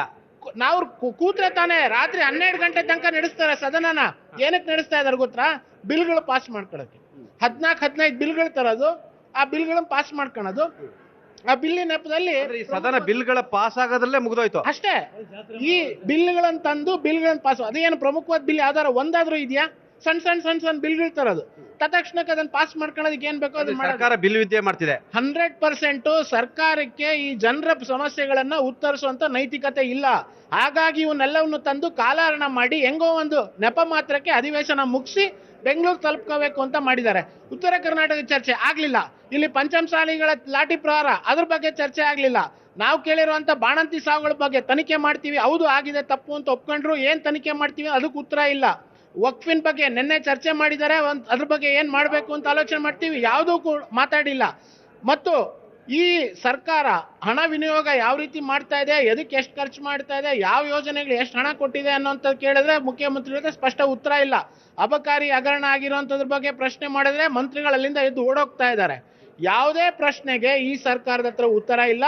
ಇದು ಪೂರ್ತಿಯಾಗಿ ಏನಂತ ಹೇಳ್ಬೇಕು ಅಂತಂದ್ರೆ ಬ್ರ್ಯಾಂಡ್ ಬೆಂಗಳೂರು ಅಲ್ಲ, ರನ್ ಅವೇ ಫ್ರಮ್ ಕರ್ನಾಟಕ. ಕಂಪನಿಗಳು ಇವತ್ತು ಕರ್ನಾಟಕ ಬಿಟ್ಟು ಓಡೋಗ್ತಾ ಇದಾವೆ ಇವ್ರ ಕಾರಣಕ್ಕೋಸ್ಕರ. ವಕೀಲರು ಮಾತಾಡ್ತೀನಿ ಸರ್. ತಾವು ಧಾರವಾಡದ ಮಂದಿದ್ದೀರಾ, ಹಲವಾರು ಬಾರಿ ತಾವು ಇಲ್ಲಿ ಎಲ್ಲವನ್ನು ಕೂಡ ಗಮನಿಸಿದ್ದೀರಾ. ನಿಜವಾಗ್ಲೂ ಕೂಡ ಈ ಸರ್ಕಾರ ಉತ್ತರ ಕರ್ನಾಟಕದ ಬಗ್ಗೆ ನಿಜವಾಗ್ಲೂ ಕಾಳಜಿ ಇದೆಯಾ? ಏನಂದ್ರೆ ಈ ಕಡೆ ಉತ್ತರ ಕರ್ನಾಟಕದ ಬಗ್ಗೆ ಎಲ್ಲ ಪಕ್ಷದವರು ಚರ್ಚೆ ಮಾಡ್ತಾರೆ. ಮುಖ್ಯಮಂತ್ರಿಗಳು ಅತ್ಯಂತ ಮುತುವರ್ಜಿ ವಹಿಸಿ ಈ ಭಾಗದ ಸಮಸ್ಯೆಗಳ ಬಗ್ಗೆ ಈಗ 2-3 ದಿನಗಳಿಂದ ಈ ಆಲ್ಮಟ್ಟಿ ರೈತರ ಸಮಸ್ಯೆಗಳು ಆಗಿರ್ಬೋದು, ಆಮೇಲೆ ಇಲ್ಲಿ ಕಳಸಾ ಬಂಡೂರಿದಾಗಿರ್ಬೋದು, ಸುಮಾರು ಸಮಸ್ಯೆಗಳ ಬಗ್ಗೆನೂ ಸದನದಲ್ಲಿ ಉತ್ತರ ಕೊಟ್ಟಿದ್ದಾರೆ, ಚರ್ಚೆ ಮಾಡಿದ್ದಾರೆ. ಹಾಗಾಗಿ ನಾವು ಇದನ್ನು ಸದನವನ್ನು ಇಲ್ಲಿ ನಡೆಸದೇ ಬೇಡದಂತಲ್ಲ, ಬಟ್ ಇದು ಬೇಕು, ಅವಶ್ಯಕ ಇದೆ. ಯಾಕಂದರೆ ಬೆಂಗಳೂರಿಗೆ ಅಲ್ಲೇ ಸೀಮಿತ ಆದರೆ ಈ ಕಡೆ ಭಾಗಕ್ಕೆ ಬಂದಾಗ ಹಲವಾರು ಇಲ್ಲಿ ಜನ ಹೋಗಿ ಅಲ್ಲಿ ಹೋರಾಟ ಮಾಡುವಂಥದ್ದು ಆಗಲ್ಲ. ಇಲ್ಲಿ ಬಂದು ತಮ್ಮ ಸಮಸ್ಯೆಗಳನ್ನ ಹೇಳೋಕ್ಕೆ ಒಂದು ಒಳ್ಳೆಯ ಅವಕಾಶ ಇದೆ. ಆದರೆ ಇನ್ನೂ ಹೆಚ್ಚಿನ ರೀತಿ ಚರ್ಚೆ ಆಗಬೇಕು. ಎಸ್ ಸರ್, ಗಡಾದವ್ರೆ, ನಿಜವಾಗ್ಲೂ ತಮಗೆ ಏನು ಅನಿಸ್ತಿದೆ ಈ ಪರಿಸ್ಥಿತಿಯನ್ನು, ವ್ಯವಸ್ಥೆಯನ್ನು ನೋಡಿ? ಏನಂದ್ರೆ ಈಗ ಅಧಿವೇಶನದಲ್ಲಿ ಮಾನ್ಯ ಶಾಸಕರುಗಳೇ ಹೇಳು ಸರಿಯಾಗಿ ಚರ್ಚೆ ಆಗಿಲ್ಲ ಅಂಥೇಳಿ ಕಳೆದ 2023ರಲ್ಲಿ 1 ಗಂಟೆಗೆ 20,08,000 ರೂಪಾಯಿ ಖರ್ಚಾಗಿತ್ತು. ಅದಕ್ಕಿಂತ ಮುಂಚೆ 16 ಲಕ್ಷ ಆಗಿತ್ತು. ಈ ಸರ್ತಿ ಬಹುತೇಕ 1 ಗಂಟೆಗೆ 25 ಲಕ್ಷಕ್ಕಿಂತ ಹೆಚ್ಚು ಹೋಗುತ್ತೆ ಅಂತ ಹೇಳಿಕೆ ಮುದ್ದಾಮದನ್ನು ಏನು ಮಾಡಾಕ್ತಾರೆ, ರಾತ್ರಿ 12 ಮಟ್ಟ ಮಾಡೋದು. ರೆಡ್ಡಿ ಸರ್ ಒಂದು ಮಾತು ಹೇಳಿದ್ರು, 1 ಗಂಟೆಗೆ 25 ಲಕ್ಷ ಖರ್ಚಾಗ್ತಿದೆ ಅಂತೆ ಸರ್. 1 ಗಂಟೆಗೆ 25 ಲಕ್ಷ ರೂಪಾಯಿ ಖರ್ಚಾಗ್ತಿದೆ ಅಂತೇಳಿ ಗಂಭೀರ ಪ್ರಶ್ನೆಯನ್ನು ಎತ್ತಿದ್ದಾರೆ. ಇದು ಯಾರ್ದು? ನಿಮ್ಮ ತೆರಿಗೆ, ನಮ್ಮ ತೆರಿಗೆ, ಈ ರಾಜ್ಯದ ತೆರಿಗೆ. ಆ ತೆರಿಗೆಗಾದರೂ ಕೂಡ ಒಂಚೂರು ಕಿಂಚಿತ್ ಗೌರವ ಆದರೂ ಬೇಕಾ ಬೇಡವಾ? ಅದಕ್ಕೆ ಮಾನ್ಯ ಶಾಸಕರನ್ನ ನಾವು ವಿನಂತಿ ಮಾಡ್ತಾ ಇದ್ದೀನಿ, ಸಾರ್ವಜನಿಕರ ತೆರಿಗೆ ಹಣದಲ್ಲಿ ನಿಮಗೆಲ್ಲ ಊಟ ಕೊಡ್ತೀವಿ, ವಸತಿ ಕೊಡ್ತೀವಿ, ಕೊಟ್ಟರು ಸಹಿತ ಇದ್ರ ಬಗ್ಗೆ ತಾವು ಗಂಭೀರವಾಗಿ ಉತ್ತರ ಕರ್ನಾಟಕ ಸಮಸ್ಯೆ ಬಗ್ಗೆ ಚರ್ಚೆ ಮಾಡ್ತಾ ಇಲ್ಲ. ಸರ್ ಹೇಳ್ದಂಗೆ ಬರೀ ಸದನದಲ್ಲಿ ಕೋಲಾಹಲ ಸಂಬಂಧಿಸಿದ ವಿಷಯ ತಗೋತಾರೆ ಸರ್ ಇವರು. ಅದಲ್ಲದೆ ಏನು ಮಾಡ್ತಾರೆ ಅಂದ್ರೆ ಇಲ್ಲಿ ಡಿ ದರ್ಜೆ ನೌಕರನಿಗೆ ಕ್ಲಾಸ್ 1 ಆಫೀಸರ್ನ ಅವ್ರಿಗೆ ಆತಿಥ್ಯ ಮಾಡೋಕೆ ಹಾಕ್ತಾರೆ. ಎಂತಾದ್ರೂ ಇದು ಆ ಡಿ ದರ್ಜೆ ನೌಕರ ಮುಂದೆ ಕ್ಲಾಸ್ 1 ಆಫೀಸರ್ ಬಂದು ಅವ್ನು ಸೇವಾ ಮಾಡೋದಂದ್ರೆ ದುರ್ದೈವ ಇದೆಯಲ್ಲ. ಅದಕ್ಕೆ ನಮ್ದು ಏನಪ್ಪ ಇದು ಹಿಂಗೆ ಆತಂದ್ರೆ ಇಲ್ಲಿ ಏನೂ ಡೆವಲಪ್ ಆಗೋಲ್ಲ. 13 ಅಧಿವೇಶನ ಆದರೂ ಈಗ ಸಾರ್ವಜನಿಕರ ಹಣ ಪೋಲಾತು, ಹೊರತಾಗಿ ಉತ್ತರ ಕರ್ನಾಟಕ ಅಭಿವೃದ್ಧಿ ಆಗಲಿಲ್ಲ. ಅಧಿಕಾರಿಗಳ ಅಭಿವೃದ್ಧಿ ಆದರು, ಕಾಂಟ್ರಾಕ್ಟರ್ಗಳ ಅಭಿವೃದ್ಧಿ ಆದರು. ಒಂದು ಮಾತನ್ನು ಹೇಳ್ತೀನಿ, ಇಲ್ಲಿ ಟೆಂಟ್ ಹಾಕಿ ಸತ್ಯಾಗ್ರಹ ಕೂತ ಜನ ಎಲ್ಲ ಇಲ್ಲಿ ಟೆಂಟ್ ಹಾಕಿ ಸತ್ಯಾಗ್ರಹ ಕೂತ್ರೆ ಸುಮಾರು 5 ವರ್ಷದಿಂದ ಕುಂಡಿರ್ತಾರೆ. ತಾವು ಹೋಗಿ ನೋಡ್ಬೋದಲ್ಲೇ ಅದೇ ಜನ, ಅದೇ ಮುಖ, ಅದೇ ಕೆಲಸ. ಯಾವನು ಇಲ್ಲಿ ಇದರಲ್ಲಿ ಮಾತಾಡಬೇಕಲ್ಲ ಸದನದಲ್ಲಿ, ಏನೂ ಇಲ್ಲ. ಅದು ಹೋಗಿ ಕಸದ ಬೂಟಿಗೆ ಹೋಗಿತಾರೆ. ನಾ RTIಯಿಂದ ಅರ್ಜಿ ಹಾಕಿದ್ದೆ, ಎಷ್ಟು ಮನೆಗೆ ಬಂದು ಎಷ್ಟು ಮಂದಿ ಧರಣಿ ಕೂತಿದ್ರು ಅಂದ್ರೆ ಅದ್ರ ಬಗ್ಗೆ ಜಿಲ್ಲಾಧಿಕಾರಿಗಳು ಮಾಹಿತಿನೂ ಕೊಡುವಾರು. ಅದಕ್ಕೆ ನಮ್ಮದೇನಪ್ಪ, ಇವ್ರು ಏನಾದರೂ ಸದನದಲ್ಲಿ ಚರ್ಚೆ ಮಾಡಿ ಉತ್ತರ ಕರ್ನಾಟಕ ಭಾಗದ ಅಭಿವೃದ್ಧಿ ಬಗ್ಗೆ ಚರ್ಚೆ ಮಾಡ್ತಾ ಇದ್ದಲ್ಲಿ ನನ್ನ ಜೊತೆ ಎಲ್ಲ ರಿಕಾರ್ಡ್ ಐತಿ, ಕಾನೂನಾತ್ಮಕ ಹೋರಾಟ ಮಾಡಿ ಮುಂದಿನ ಸಲ ಅಧಿವೇಶನ ಬಂದ್ ಮಾಡ್ತೀನಿ. ಇಲ್ಲ ನಮ್ಮ ಸಾರ್ವಜನಿಕರ ತೆರಿಗೆ ಹಣ ಉಳಿದಿದೆ, ರಸ್ತೆ ಗುಂಡಿಗಳು ತುಂಬಿಲ್ಲ, ಏನೂ ಇಲ್ಲ. ಯಾವ ಸರ್ಕಾರಗಳು ಕೂಡ ಇಚ್ಛಾಶಕ್ತಿ ಇಲ್ಲ ಅಂತ ನೀವು? ಎಲ್ಲ ಸರ್ಕಾರ ಏನು ಮಾಡ್ತಾರೋ, BJP ಇದ್ದಾಗ ನಾ ಇಂದ್ರನ್ ಮಾಡ್ತೀನಿ ಚಂದ್ರನ್ ಮಾಡ್ತಾನೆ ಅಂತಾರ, ಅದು ಕಾಂಗ್ರೆಸ್ ಅವ್ರು ಅಡ್ಡಿ ಮಾಡ್ತಾರೋ. ಕಾಂಗ್ರೆಸ್ ಅವ್ರು ಬಂದಾಗ ಇವ್ರು ನಾ ಅದನ್ನ ಮಾಡ್ತೀನಿ ಇದನ್ನ ಮಾಡ್ತೀನಿ. ಸಮಯ ಇದಕ್ಕೆ ಪರಿಹಾರ ಬೇಕಲ್ಲ? ಏನೂ ಇಲ್ಲ ಇದು. ಅದಕ್ಕೆ ನಾ ಶಾಲಾ ಮಕ್ಕಳಿಗೆ ಹೇಳ್ತಾನು, ಇದು ಅಧಿವೇಶನ ನೋಡಕ್ ಬಂದಿವ ಅನ್ಬೇಡ್ರಿ, ಶಾಸಕರು ಹೆಂಗ್ ಜಗಳಾಡ್ತಾರ ನೋಡಕ್ ಬಂದಿವ ಅಂತ ಹೇಳ್ರಿ ಹೇಳ್ತಾನ. ಎಂತ ಮಾತಾಡಿದ್ರ ಬಾಬಣ್ಣ. ಇದುವರೆಗೂ ಕೂಡ ಸರ್ ಅಧಿವೇಶನಗಳಿಗೆ, ಬೆಳಗಾವಿಯಲ್ಲಿ ಇರ್ತಕ್ಕಂಥ ಅಧಿವೇಶನಿಗೆ 155 ಕೋಟಿ ರೂಪಾಯಿನ ಈ ಸರ್ಕಾರ ವೆಚ್ಚ ಮಾಡಿದೆ. ಈ ರಾಜ್ಯದ ನಮ್ಮೆಲ್ಲರ ತೆರಿಗೆ ದುಡ್ಡನ್ನು ವೆಚ್ಚ ಮಾಡಿರ್ತಕ್ಕಂಥದ್ದು. ಆದರೆ ಉತ್ತರ ಕರ್ನಾಟಕ ಸಮಸ್ಯೆಗಳ ಬಗ್ಗೆ ಸುದೀರ್ಘವಾಗಿ ಚರ್ಚೆಯನ್ನು ನಡೀತಿರ್ತಕ್ಕಂಥದ್ದು. ಇಷ್ಟು ದೊಡ್ಡ ಬಿಲ್ಡಿಂಗು, ಮೇಂಟೆನೆನ್ಸು, ಶಾಸಕರು, ಖರ್ಚು, ವೆಚ್ಚ, ಆಯ್ತಾ, ಎಲ್ಲವೂ ಕೂಡ ಇರ್ತಕ್ಕಂಥದ್ದು. ಸಮಗ್ರ ಕರ್ನಾಟಕ ಅಭಿವೃದ್ಧಿ ಆಗಬೇಕು. ಈಗ ಕೆಲವರು ಕೇಳಿದ್ರು ಪ್ರತ್ಯೇಕ ಕರ್ನಾಟಕ, ಉತ್ತರ ಕರ್ನಾಟಕ ಪ್ರತ್ಯೇಕ ರಾಜ್ಯ ಮಾಡಿ ಅಂತೇಳಿ. ಎಲ್ಲರೂ ಹೇಳ್ತಾರೆ ಪ್ರತ್ಯೇಕ ರಾಜ್ಯ ಮಾಡೋದು ಸುಲಭ, ಆದರೆ ಮೇಂಟೈನ್ ಮಾಡೋದು ಭಾರಿ ಕಷ್ಟ. ನಾನು ಹೇಳಿದೆ ನಿಮಗೆ, ಬೆಂಗಳೂರು 60% ಟ್ಯಾಕ್ಸನ್ ಇದೆ. ನಾವೆಲ್ಲರೂ ಕೂಡ ಬೆಂಗಳೂರಿಗೆ ಚಿರಋಣಿ ಆಗಲೇಬೇಕು. ನಾವೆಲ್ಲರೂ ಕೂಡ, ಅದು ಉತ್ತರ ಕರ್ನಾಟಕ, ಮಧ್ಯ ಕರ್ನಾಟಕ, ಇಡೀ ಸಮಗ್ರ ಕರ್ನಾಟಕ. ಯಾಕಂತ ಹೇಳಿದ್ರೆ ಬೆಂಗಳೂರಿನ ಜನ 60% ಟ್ಯಾಕ್ಸ್ ಕಟ್ತಾರೆ ಸರ್. ಆ ಟ್ಯಾಕ್ಸಲ್ಲಿ ಗಡಾದವ್ರೆ ಎಲ್ರಿಗೂ ಕೂಡ ಒಂದಷ್ಟು ಹಂಚಿಕೆ ಆಗೇ ಆಗುತ್ತೆ. ಆದರೆ ಇಲ್ಲಿ ಸಮಸ್ಯೆ ಆಗ್ತಿರ್ತಕ್ಕಂಥದ್ದು, ಚರ್ಚೆ ಆಗ್ತಿರ್ತಕ್ಕಂಥದ್ದು, ಅಭಿವೃದ್ಧಿ ಆಗ್ತಿಲ್ಲ ಅಂತ ಅವ್ರು ನೋವನ್ನು ವ್ಯಕ್ತಪಡಿಸಿದ್ರು. ತಾವು ಉತ್ತರ ಕರ್ನಾಟಕ ಭಾಗದ ಪತ್ರಕರ್ತಿದ್ದೀರಾ, ಹಲವಾರು ಬಾರಿ ವರದಿಗಳನ್ನ ಮಾಡಿದ್ರ. ಇದು ಯಾರ ಕೊರತೆ? ಅಂದರೆ ಸರ್ಕಾರಗಳ ಹಣದ ಕೊರತೆಯಾ? ಇದು ಮುಖ್ಯವಾಗಿ ಎಲ್ಲ ರಾಜಕೀಯ ಪಕ್ಷಗಳ ಇಚ್ಛಾಶಕ್ತಿಯ ಕೊರತೆ ಎದ್ದು ಕಾಣ್ತಿದೆ. ಯಾವ ಸದನದಲ್ಲಿ ಏನು ಚರ್ಚೆ ಆಗಿದೆ, ವಿಶೇಷವಾಗಿ ಈ ಭಾಗದಲ್ಲಿ ಸದನ ನಡೆಸಿದಾಗ ಸದನದಲ್ಲಿ ಏನು ಚರ್ಚೆ ಆಗಿರ್ತದೆ, ಆ ಸಮಸ್ಯೆಗಳ ಪರಿಹಾರ ಆದ್ರೆ ಮಾತ್ರ ಅದಕ್ಕೊಂದು ಕಾಯಕಲ್ಪ ಸಿಗ್ತದೆ. ನೀವು ದಿನಾಲೂ ಒಂದು ತಾಸಿಗೆ 23 ಲಕ್ಷ 24 ಲಕ್ಷ ಖರ್ಚು ಮಾಡಿ ನೀವು ಅದು ಸದನದಲ್ಲಿ ಆದಂಥ ವೆಚ್ಚನ ತೆರಿಗೆ ಹಣದಿಂದ ಖರ್ಚು ಮಾಡಿ ಫಲಪ್ರದ ಆಗಲಿಲ್ಲ ಅಂತಂದರೆ ಏನು ಅರ್ಥದು? ಅದಕ್ಕಾಗಿ ಸದನದಲ್ಲಿ ಯಾವುದೇ ರಾಜಕೀಯ ವಿಷಯಗಳಿಗಿಂತ ಹೆಚ್ಚು ಅಭಿವೃದ್ಧಿ ವಿಷಯಗಳ ಬಗ್ಗೆ ಹೆಚ್ಚು ಒತ್ತು ಕೊಡಬೇಕು. ಯಾವುದೇ ರಾಜಕೀಯ ಪಕ್ಷಗಳಾಗಲಿ ಸಣ್ಣ ಸಣ್ಣ ವಿಷಯಗಳನ್ನು ಲಂಬಿಸಿ ಅದನ್ನು ಚರ್ಚೆ ಮಾಡೋದ್ರ ಬದಲು ತಾರ್ಕಿಕವಾಗಿ ಏನು ಸಮಸ್ಯೆ ಇದೆ, ಮೂಲಭೂತ ಸಮಸ್ಯೆಗಳಿಂದ ಅದ್ರ ಬಗ್ಗೆ ಆಡಳಿತ ಪಕ್ಷ ಆಗಲಿ ವಿರೋಧ ಪಕ್ಷ ಆಗಲಿ ರಾಜಕೀಯಕ್ಕಾಗಿ ಸದನ ಉಪಯೋಗ ಆಗಬಾರ್ದು. ಅಭಿವೃದ್ಧಿಗಾಗಿ, ಈ ಭಾಗದ ಅಭಿವೃದ್ಧಿಗಾಗಿ ಇಲ್ಲಿ ಚರ್ಚೆ ಆಗಬೇಕು. ಮತ್ತು ಚರ್ಚೆ ಆದಂಥ ವಿಷಯಗಳನ್ನು ಕಳೆದ 3 ತಿಂಗಳಾಗಲಿ 4 ತಿಂಗಳಾಗಲಿ ಪರಿಹಾರ ಮಾಡ್ತಕ್ಕಂಥ ಒಂದು ದಿಟ್ಟ ನಿರ್ಧಾರ ಯಾವುದೇ ಸರ್ಕಾರ ಇರಲಿ, ಯಾವುದೇ ಮುಖ್ಯಮಂತ್ರಿಗಳಲ್ಲಿ ಅದನ್ನು ಬಗೆಹರಿಸಿದಾಗ ಮಾತ್ರ ಇಲ್ಲಿ ಸದನ ನಡೆಸಿದಾಗ ಉಪಯೋಗ ಆಗ್ತದೆ. ಇಲ್ಲಂತಂದರೆ ಇಲ್ಲಿ ಸದನ ನಡೆಸಿದ ವ್ಯರ್ಥ ಆಗ್ತದೆ. ತಾವು ವಿಪಕ್ಷ ನಾಯಕರಿದ್ದೀರಾ, ಶಾಸಕ ಪಕ್ಷದ ನಾಯಕರಿದ್ದೀರಾ, ಯಾಕೆ ಸರ್ಕಾರಕ್ಕೆ ಇಂಟ್ರೆಸ್ಟ್ ಇಲ್ವಾ? ಈಗ ಸರ್ಕಾರ ಏನಾಗಿದೆ ಅಂದರೆ ಇದು ಕಾಂಗ್ರೆಸ್ ಅಜೆಂಡಾನೇ ಅಷ್ಟೇ ಇವರು ನಮ್ಮೆಲ್ಲರಿಗೂ ಕೂಡ ಎನ್ಫೋರ್ಸ್ ಮಾಡೋಕ್ಕೆ ಹೊರಟಿದ್ದಾರೆ. ಈಗ ಒಂದು ಉದಾಹರಣೆಗೆ ಈಗ ಭಾಗ್ಯಗಳಿಗೆ 56,000 ಕೋಟಿ ಹೋಗ್ತದೆ. ಬೇರೆ ಬೇರೆ ಇಲಾಖೆಗೆ ಇವರು ಯಾಕೆ ಹಣವನ್ನು ಖರ್ಚು ಮಾಡ್ತಾ ಇಲ್ಲ? ಇದು ಒಂದು. ಇವರು CLP ಮೀಟಿಂಗ್ಗಳಲ್ಲೂ ಕೂಡ ನೀವು ಉದ್ಯೋಗ ಖಾತ್ರಿನೂ ಕೂಡ ಸರ್ಕಾರದ್ದು ಅಂತ ಹೇಳ್ಕೊಳ್ಳಿ ಇಂಥ ಮಟ್ಟಕ್ಕೆ ಬಂದ್ಬಿಟ್ಟಿದ್ದಾರೆ ಈ ಸರ್ಕಾರದವರು, ಅಂದರೆ ವಿಪರ್ಯಾಸ. ನಮಗೆ ನೋವಾಗ್ತದೆ. ಜೊತೆಗೆ ಈ ಭಾಗ್ಯಗಳಿಗೆ ಕೊಡ್ತಾ ಇದ್ದಾರಲ್ಲ, ಭಾಗ್ಯಗಳಿಗೆ ತಾಲೂಕಲ್ಲೂ ಕಮಿಟಿ ಮಾಡಿದ್ದಾರೆ, ಜಿಲ್ಲೆ ಕಮಿಟಿ ಮಾಡಿದ್ದಾರೆ, ಸ್ಟೇಟ್ ಕಮಿಟಿ ಮಾಡಿದ್ದಾರೆ. ತಾಲೂಕು ಕಮಿಟಿಲಿ ಅಧ್ಯಕ್ಷರು ಮಾಡಿ 25 ಸಾವಿರ ಕೊಟ್ಟಿದ್ದಾರೆ. ಯಾರಪ್ಪನ ಮನೆ ದುಡ್ಡಿದ್ದು? ಕಾಂಗ್ರೆಸ್ದ ದುಡ್ಡಿದು? ಇದು ಸರ್ಕಾರದ ತೆರಿಗೆ ಅಲ್ವಾ? ಇದನ್ನ ತೆಗಿರಿ. ಬೇರೆ ಭಾಗ್ಯಗಳು ಇವು ಏನು ಕಾಂಗ್ರೆಸ್ನ ಅಸಮಾಧಾನಿತರನ್ನ ಸಮಾಧಾನ ಮಾಡುವುದಕ್ಕಾಗಿ ಇರ್ತಕ್ಕಂಥ ಪುನರ್ವಸತಿ ಕೇಂದ್ರ ಅದು. ನಮ್ಮ ಸರ್ಕಾರದ ಟ್ಯಾಕ್ಸ್ನ ಅದಕ್ಕೆ ಗ್ಯಾರಂಟಿ ಸಮಿತಿ ಮಾಡಿದಾರಲ್ಲ, ಒಂದು ಸರ್ಕಾರದಲ್ಲಿ ಅಸಮಾಧಾನಿತರು ಹಲವಾರು ಜನರಿಗೆ ಹುದ್ದೆ ಕೊಡ್ಲಿಕ್ಕಾಗಿರ್ತಕ್ಕಂಥ ಪುನರ್ವಸತಿ ಕೇಂದ್ರ. ನಮ್ಮ ಟ್ಯಾಕ್ಸ್ ದುಡ್ಡನ್ನ ಇವ್ರು ಕಾಂಗ್ರೆಸ್ ಪಾರ್ಟಿಗೆ ಉಪಯೋಗಿಸ್ಕೊಳ್ಳೋದು ಎಷ್ಟು ಸರಿ? ಒಂದು.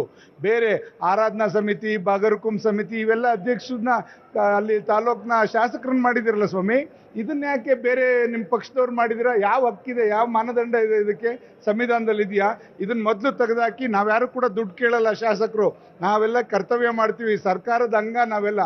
ಇದೆಲ್ಲ ಸರ್ಕಾರದ ಎಲ್ಲ 224 ಕ್ಷೇತ್ರದಲ್ಲೂ ಕೂಡ ಶಾಸಕರನ್ನ ಅದಕ್ಕೆ ಕಮಿಟಿಗಳಿಗೆ ಮಾಡಬೇಕು, ಮತ್ತು ಇವೆಲ್ಲ ತೆಗೆದಾಕಬೇಕು. ನಿಮ್ಮ ಪಕ್ಷದಾಗ ಇದಲ್ಲ, ಇದು ಸರ್ಕಾರದ್ದು ಒಂದೊಂದು ಪೈಸಾ ಬಡವ್ರ ದುಡ್ಡು, ಬಡವ್ರನ್ನ ದುಡ್ಡು, ಅದನ್ನ ನಿಮ್ಮ ಪಕ್ಷದ ಕಾರ್ಯಕರ್ತರಿಗೆ ಕೊಡೋಕ್ಕಲ್ಲ ಇರೋದು. ದಯಮಾಡಿ ಇವೆಲ್ಲ ತೆಗೆದಾಕ್ಬೇಕು ಅಂತ ನಾನು ಈಗಲೇ ಅಂಬೇಡ್ಕರ್ಗೆ ಅವಮಾನ ಆಗೋದನ್ನ ಸಹಿಸ್ತೀರಾ? ಸ್ವಾಮಿ, ಅಂಬೇಡ್ಕರ್ಗೆ ಅವಮಾನ ಮಾಡಿರತಕ್ಕಂಥವ್ರು ಇವರೇ. ಇವತ್ತವರೆಗೂ ಕೂಡ ಅವ್ರಿಗೊಂದು ಭಾರತ ರತ್ನ ಕೊಡ್ಲಿಕ್ಕಾಗ್ಲಿಲ್ಲ, ಭಾರತ ರತ್ನ ಕೊಡ್ಲಿಕ್ಕಾಗ್ಲಿಲ್ಲ. ಅವ್ರನ್ನ ಎಲೆಕ್ಷನ್ ಸೋರ್ಸೋದ್ರು.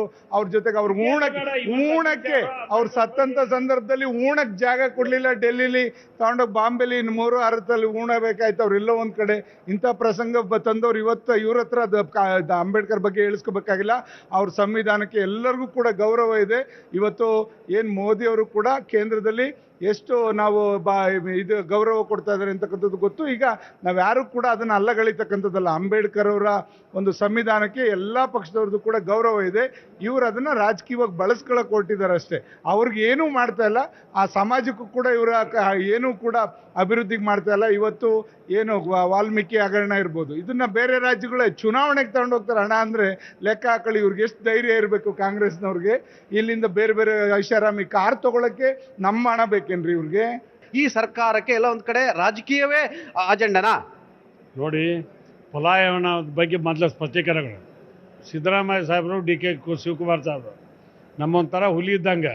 ಅವು ಯಾವಕ್ಕೂ ಪಲಾಯನವಾದ ಮಾಡ್ತಕ್ಕಂಥ ಕಾಡಲ್ಲಿ ಇರ್ಬೇಕಿತ್ತಲ್ಲ ಹುಲಿ. ಸಮರ್ಥವಾಗಿ ಎದುರಿಸ್ತಕ್ಕಂಥ ಶಕ್ತಿ ಕಾಂಗ್ರೆಸ್ ಪಾರ್ಟಿ ಇದೀಗೆ, ನಮ್ಮ ನಾಯಕರಿಗಿದೆ. ಗಡದವ್ರು ಒಂದು ಮಾತನ್ನು ಹೇಳಿದ್ರು, 1 ತಾಸಿಗೆ 23 ಲಕ್ಷ ಖರ್ಚಾಗುತ್ತೆ. ಇವತ್ತು ಅಷ್ಟು ಖರ್ಚನ್ನ ಮಾಡಿ ಉತ್ತರ ಕರ್ನಾಟಕದ ಸಮಸ್ಯೆಗಳ ಬಗ್ಗೆ ಎಲ್ಲ ಶಾಸಕರಿಗೆ ಅವಕಾಶ ದೊರೀಲಿ ಅಂತ ಹೇಳಿ ನಮ್ಮ ವಿಧಾನಸಭೆ ಅಧ್ಯಕ್ಷರಂತ ಸನ್ಮಾನ್ಯ UT ಖಾದರ್ ಅವರು ಎಲ್ರಿಗೂ ಅವಕಾಶ ಮಾಡಿಕೊಟ್ಟು 12:30 ಮಟ್ಟ 1 ಗಂಟೆ ಮಟ್ಟ ಚರ್ಚೆಗೆ ಅವಕಾಶ ಕೊಟ್ಟೇವಿ. ಅಕಸ್ಮಾತ್ ಅವ್ರು ಚರ್ಚೆ ಕೊಡ್ಲಿಕ್ಕಾದ್ರೆ ನಾವು ಅಲ್ಲಿಂದ ಬಂದು ಇಲ್ಲಿ ಚರ್ಚೆಗೆ ಅವಕಾಶ ಸಿಗಲಿಲ್ಲ ಅಂತಾರೆ. ಅದಕ್ಕೆ ಗ್ಯಾರಂಟಿ ಬಗ್ಗೆ ಹೇಳಿದರು. BJP ಅವ್ರ PAಗಳನ್ನ ನೇಮಕ ಮಾಡಿದ್ರು, ಗೊತ್ತಿಲ್ಲ ನಿಮ್ಗೆ, ಬೇರೆ ಬೇರೆ ಸಮಿತಿಗಳಿಗೆ. ಅದು ಯಾರು ಕ್ವಶನ್ ಮಾಡಲಿಲ್ಲ. ನಮ್ಮ ಪಾರ್ಟಿ ಕಾರ್ಯಕರ್ತರು ದುಡ್ದಿರ್ತಾರೆ, ನಮ್ಮ ಪಕ್ಷದ ಪರವಾಗಿರ್ತಾರೆ, ಅವ್ರು ನೇಮಕ ಮಾಡ್ತಕ್ಕಂಥದ್ದು ಸರ್ಕಾರ ಬಂದಾಗ ನಮ್ಮ ಹಕ್ಕದು. ಮೊಟಕು ಮಾಡ್ತಾ ಇದ್ದಾರೆ ಶಾಸಕರಿಗೆ. ಬೇರೆ ಬೇರೆ ಶಾಸಕರ ಅಧಿಕಾರ ಯಾರ್ದು ಮೊಟಕೊಳ್ಸಿಲ್ಲ. ನಾವು ನಮ್ಮ ಪಕ್ಷದ ಪದಾಧಿಕಾರಿಗಳನ್ನ ಕೆಲವು ಕಡೆ ನೇಮಕ ಮಾಡಿದ. BJP ಅವ್ರ ಅಧಿಕಾರಕ್ಕೆ ಬಂದಾಗ ಮಾಡ್ಯಾರ, ನಾವು ಅಧಿಕಾರಕ್ಕೆ ಬಂದಾಗ ಮಾಡಿದ್ವಿ, JDS ಅವರ ಅಧಿಕಾರಕ್ಕೆ ಬಂದಾಗೂ ಮಾಡ್ಯಾರ. ಆದ್ರೆ ಒಂದು ಮಾತನ್ನು ಹೇಳ್ತೀನಿ, ಇವತ್ತು ಮುಖ್ಯಮಂತ್ರಿ ಸಿದ್ದರಾಮಯ್ಯವರು ಒಂದು ವ್ಯವಸ್ಥೆನ, ಅಂದ್ರೆ ಅವ್ರು ಬೆಳೀತಕ್ಕಂಥ ವ್ಯವಸ್ಥೆನ ಸಹಿಸಲಾರ್ದೇನೆ ವಿರೋಧ ಪಕ್ಷಗಳು ಅಪಾದ ಕೊಡಕ್ಕೆ ಹೋಗ್ತಾವ್ರೆ. ಸಮರ್ಥವಾಗಿ ಉತ್ತರ ಕರ್ನಾಟಕದ ಸಮಸ್ಯೆಗಳ ಬಗ್ಗೆ ನಮ್ಮ ಎಲ್ಲ ಶಾಸಕರು, ನಾಟ್ ಓನ್ಲಿ ಕಾಂಗ್ರೆಸ್ ಅವರಲ್ಲ, ಎಲ್ಲ ಪಾರ್ಟಿಯವ್ರಿಗೆ ಅವಕಾಶ ಕೊಟ್ಟಿದ್ವಿ, ಚರ್ಚೆ ಆಗಿದೆ. ಮಾನ್ಯ ಮುಖ್ಯಮಂತ್ರಿಗಳು ಉತ್ತರ ಕೊಡ್ತಾರೆ. ಉತ್ತರ ಕೊಡೋ ಮಟ್ಟ ಸಮಾಜದಿಂದ BJP ಪ್ರಶ್ನೆ ಮಾಡ್ತಿದ್ದಾರೆ. ಅಂಬೇಡ್ಕರ್ ಇಶ್ಯೂಸ್ ಸದನದ ಹೊರಗೆ ನೀವೇನಾದ್ರೂ ಮಾಡಿ, ಇಲ್ಲಿ ಉತ್ತರ ಕರ್ನಾಟಕದ ವಿಚಾರಕ್ಕೆ ಸದನ ನಡೆದಿದೆ ಕಡಿಮೆ ದಿನ, ಆ ಚರ್ಚೆಯನ್ನ ಡೈವರ್ಟ್ ಮಾಡಲಿಕ್ಕೆ ಸರ್ಕಾರ ಪಲಾಯನವಾದದ ಒಂದು ಭಾಗ ಅಂತೇಳಿ ಸುರೇಶ್ ಅಣ್ಣವರು ಆರೋಪ ಮಾಡ್ತಾರೆ. BJP ಅವ್ರು ಕೇಳ್ತೀರಿ ನೀವು ಅದಕ್ಕೆ? ಈ ಅನಂತಕುಮಾರ್ ಹೆಗಡೆ ಅವ್ರು ಕೇಂದ್ರ ಸಚಿವರಾಗಿದ್ರು, ನಾವು ಬಂದಿರೋದ ಸಂವಿಧಾನ ಬದಲಿ ಮಾಡಕ್ಕಂತ ಹೇಳಿದ್ರು ಅವರು. ಓಲಿ ಇವತ್ತು ಅಮಿತ್ ಶಾ ಸಾಹೇಬ್ರು ಏನು ಹೇಳಿದರು ಆ ಲೋಕಸಭೆಯಲ್ಲಿ ಹೇಳಿದಾಗ, ದೇವಸ್ಥಾನದ ನಮಗೆ ಡಾಕ್ಟರ್ BR ಅಂಬೇಡ್ಕರ್ ಅವರು ಬರೆದ ಸಂವಿಧಾನ ಬಗ್ಗೆ ಪ್ರಧಾನಮಂತ್ರಿಗಳು ಬೆಂಬಲ ಕೊಡ್ತಾರೆ. ಅದಕ್ಕೆ ಇವತ್ತು ನಾವು ಸುಮ್ ಕೊಡೋಕ್ಕಾಗತ್ತಿ? ಅದಕ್ಕಂದ್ರೆ ಪ್ರತಿಭಟನೆ ಮಾಡ್ತಕ್ಕಂಥದ್ದು ನಮ್ಮ ಹಕ್ಕು. ಅದಕ್ಕೆ ಪ್ರತಿಭಟನೆ ಮಾಡೀವಿ. ಇವತ್ತು ಏನು ಪ್ರತಿಭಟನೆ ಮಾಡಿದ್ವಿ ನಾವು? ಅಮಿತ್ ಶಾ ಅವ್ರನ್ನ ವಜಾ ಮಾಡಿರಿ ಅಂತ ಹೇಳಿ ನಾವು. ಮಾನ್ಯ ಪ್ರಧಾನಮಂತ್ರಿಗಳು ವಜಾ ಮಾಡಲಿ ಅಂತ. ಯಾಕೆ ನಮ್ಗೆ ಕೇಳಕ್ಕೆ ಪ್ರಜಾಪ್ರಭುತ್ವದಲ್ಲಿ ಹಕ್ಕಿಲ್ಲ? ನಮ್ಮ ಒಳಗಡೆ ಮಾಡಬೇಕಾಗಿಲ್ಲ, ಆಚೆ ಅವ್ರು ಮಾಡಿ. ಬರೀ ವ್ಯಾಪಾರ ಮಾಡೋರು ಅವರು, ಅಮಿತ್ ಶಾ ಸಾಹೇಬ್ರು ಅಲ್ಲಿ ವ್ಯಾಪಾರ ಮಾಡಲಿಲ್ಲ. ಮಾತು ತಪ್ಪಾರಲ್ಲ, ಆ ಮಾತಿಗೆ ಅವರು ರಾಜೀನಾಮೆ ಕೊಡಲಿ. ಮತ್ತೆ ಬೇಕಾದ್ರೆ ಓದ್ಕೊಳ್ಳಿ ಅವ್ರಿಗೆ. ಇವತ್ತಿನ ಅವ್ರಿಗೆ ಶಿಕ್ಷೆ ಆಗ್ಬೇಕಾದ್ರೆ ಸಂವಿಧಾನ ಬರೆದಂಥ ನಮ್ಮ ಡಾಕ್ಟರ್ BR ಅಂಬೇಡ್ಕರ್ ಬಗ್ಗೆ ನಿಮ್ಗೆ ಗೊತ್ತಿಲ್ಲ. ಇವ್ರು ಅಕಸ್ಮಾತ್ ಹಿಂಗೆ ಮುಂದುವರೆದ್ರೆ ಇವ್ರು ಹಳ್ಳ್ಯಾಗ ಅಡ್ಡಾಡ ಕೊಡ್ದಲ್ಲ ಜನ ಪರಿಸ್ಥಿತಿ ಅಲ್ಲಿಗೆ ಬರುತ್ತೆ BJP ಅವರಿಗೆ. ಮಹದಾಯದ ಬಗ್ಗೆ ನೀವು ಹೋರಾಟಗಾರರು, ಮಹದಾಯದ ಬಗ್ಗೆ ಚರ್ಚೆನೇ ಆಗ್ಲಿಲ್ಲ. ಇಲ್ಲ ನೋಡಿ, ಮಹದಾಯ ಬಗ್ಗೆ ನಮ್ಮ ಮಹದಾಯ ಬಗ್ಗೆ ಅತಿ ಹೆಚ್ಚು ಹೋರಾಟ ಮಾಡದಂತರು ಅದ್ರ ಲಾಭ ಪಡ್ಕೊಂಡು MLA ಆದ್ರಿ ನೀವು. ಹೇಳಿರಿ ಮಹದಾಯ ಜನರ ಹತ್ರ ಓಟ್ ಹಾಕ್ಸ್ಕೊಂಡ್ರಿ, ಜನರನ್ನ ಮರ್ತು ಬಿಟ್ರಿ. ಕೊಡಲ್ರಿ, ಸ್ಟಾರ್ಟ್ ಮಾಡ್ತೇವೆ. ರಾಜ್ಯ ಸರ್ಕಾರ ಟೆಂಡರ್ ಕರೆದೇವೆ ಅದಕ್ಕೆ. BJP ಅವರು ಅದಕ್ಕೆ ಪರ್ಮಿಷನ್ ಕೊಡ್ತಾ ಇಲ್ಲ. ಇವ್ರಿಗೆ ಆಯ್ತ್ರಿ, ಅವ್ರ ಬಟ್ಟೆ ಬಿಚ್ಚ್ರಿ BJP ಅವ್ರದ್ದು. ಸ್ಟಡೀಸ್ ನಿಲ್ವ ತೆಗ್ದಿಲ್ಲ ಅವರಿಗೆ. ಕರ್ನಾಟಕ BJP ಅವ್ರು ತನಗಾಗ್ಯಾರ. ಅದಕ್ಕೆ ನಾ ಮನವಿ ಮಾಡೀನಿ, ಪ್ರಹ್ಲಾದ್ ಜೋಶಿ ಸಾಹೇಬ್ರಿಗೆ ವಿನಂತಿ ಮಾಡೀನಿ, ಅವ್ರು ಅನುಮತಿ ಕೊಡ್ತೇವೆ ಅಂತ. ಯಾರ ಮಹದಾಯಿ ಕಳಸಾ ಬಂಡ್ರು ನೀರು ಕುಡ್ದ ಸಾಯ್ದನ ಇದು ಒಂದು ತಿಳ್ಕೊಂಬೇಡಿ. ನಮ್ಮ ಹೋರಾಟ ಎಲ್ಲಿ ಸ್ಟಾಪ್ ಆಗಲ್ಲ. ಇಷ್ಟೆಲ್ಲ ಇವತ್ತು ಸರ್ಕಾರ ಅಭಿವೃದ್ಧಿ ಕಡೆ ಗಮನ ಹರಿಸದೇ ಇರೋ ಕಾರಣ ಈ ಸರ್ಕಾರ ಒಂದು ಕಡೆ ಕೇಂದ್ರೀಕೃತ ಆಗಿಲ್ಲ. ಅಣ್ಣ, ಬರೀ ಯಾರು? ಸಿದ್ದರಾಮಯ್ಯನವರು ಒಬ್ಬರೇ ಆಡಳಿತ ನಡೆಸ್ತಾ ಇಲ್ಲ.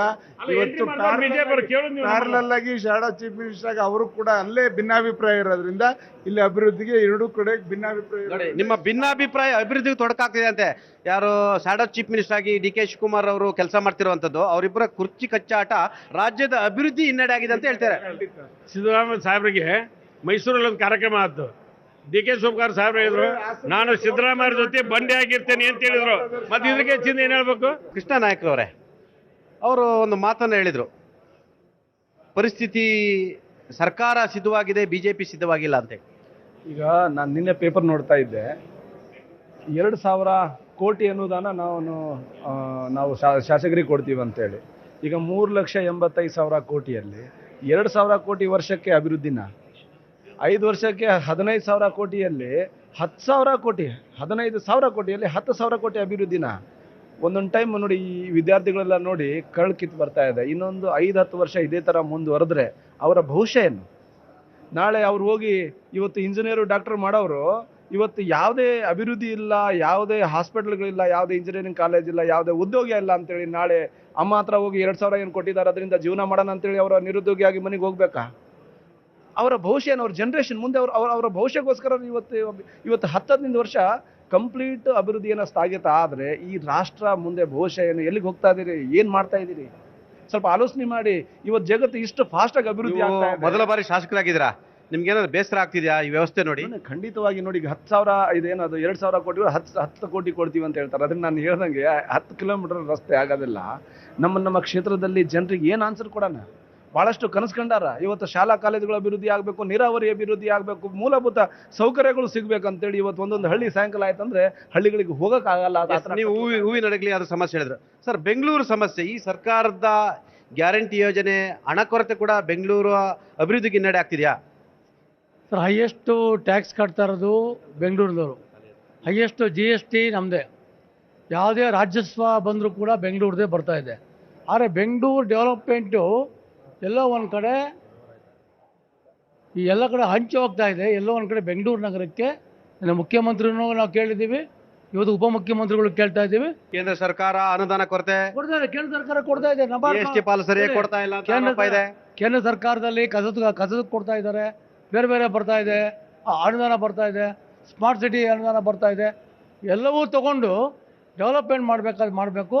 ಎಲ್ಲೋ ಒಂದು ಕಡೆ ಸರ್ಕಾರ ಇವತ್ತು ಎಲ್ಲೋ ಒಂದು ಸ್ಟೆಪ್ ಹಿಂದೆ ಹೋಗಿದೆ. ಇಡೀ ಬೆಂಗಳೂರು ನಗರ ಅಲ್ಲ, ಶಾಶ್ವತವಾಗಿ ಇಡೀ ಕರ್ನಾಟಕದಲ್ಲಿ ಕಾಂಗ್ರೆಸ್ ಸರ್ಕಾರ ಬಂದ ಮೇಲೆ ಎಲ್ಲೋ ಒಂದು ಕಡೆ ಡೆವಲಪ್ಮೆಂಟ್ ಆಗ್ತಿಲ್ಲ. ಇವರು ಒಂದು ಗಲಾಟೆಗಳು, ಗ್ಯಾರಂಟಿ ಗಲಾಟೆಗಳು, ಈ ದೃಷ್ಟಿಯಿಂದ ಸನ್ಮಾನ್ಯ ಮುಖ್ಯಮಂತ್ರಿಗಳು ಮೂಢ ಹಗರಣದಲ್ಲಿ ಫೆಡಪ್ ಆಗಿದ್ದಾರೆ. ಎಲ್ಲಿ ಅಧಿಕಾರದಿಂದ ಇಳಿಬೇಕು ನಾವು? ಏನು ಈ ಒಂದು ಇದೆಲ್ಲ ಮಾಡ್ತಿದ್ದಾರೆ. ಅದಕ್ಕೋಸ್ಕರ ಕೌಂಟ್ರು ಸಮಾವೇಶ ಯಾತಕ್ಕೆ ಬೇಕಿಲ್ಲಿ? ಯಾವುದು ಗ್ರಾಮ ಪಂಚಾಯತಿ ಎಲೆಕ್ಷನ್ ಇಲ್ಲ, ಮಂಡಲ್ ಎಲೆಕ್ಷನ್ ಇಲ್ಲ, ಬರೀ ಸಮಾವೇಶಗಳು ಮಾಡೋದು.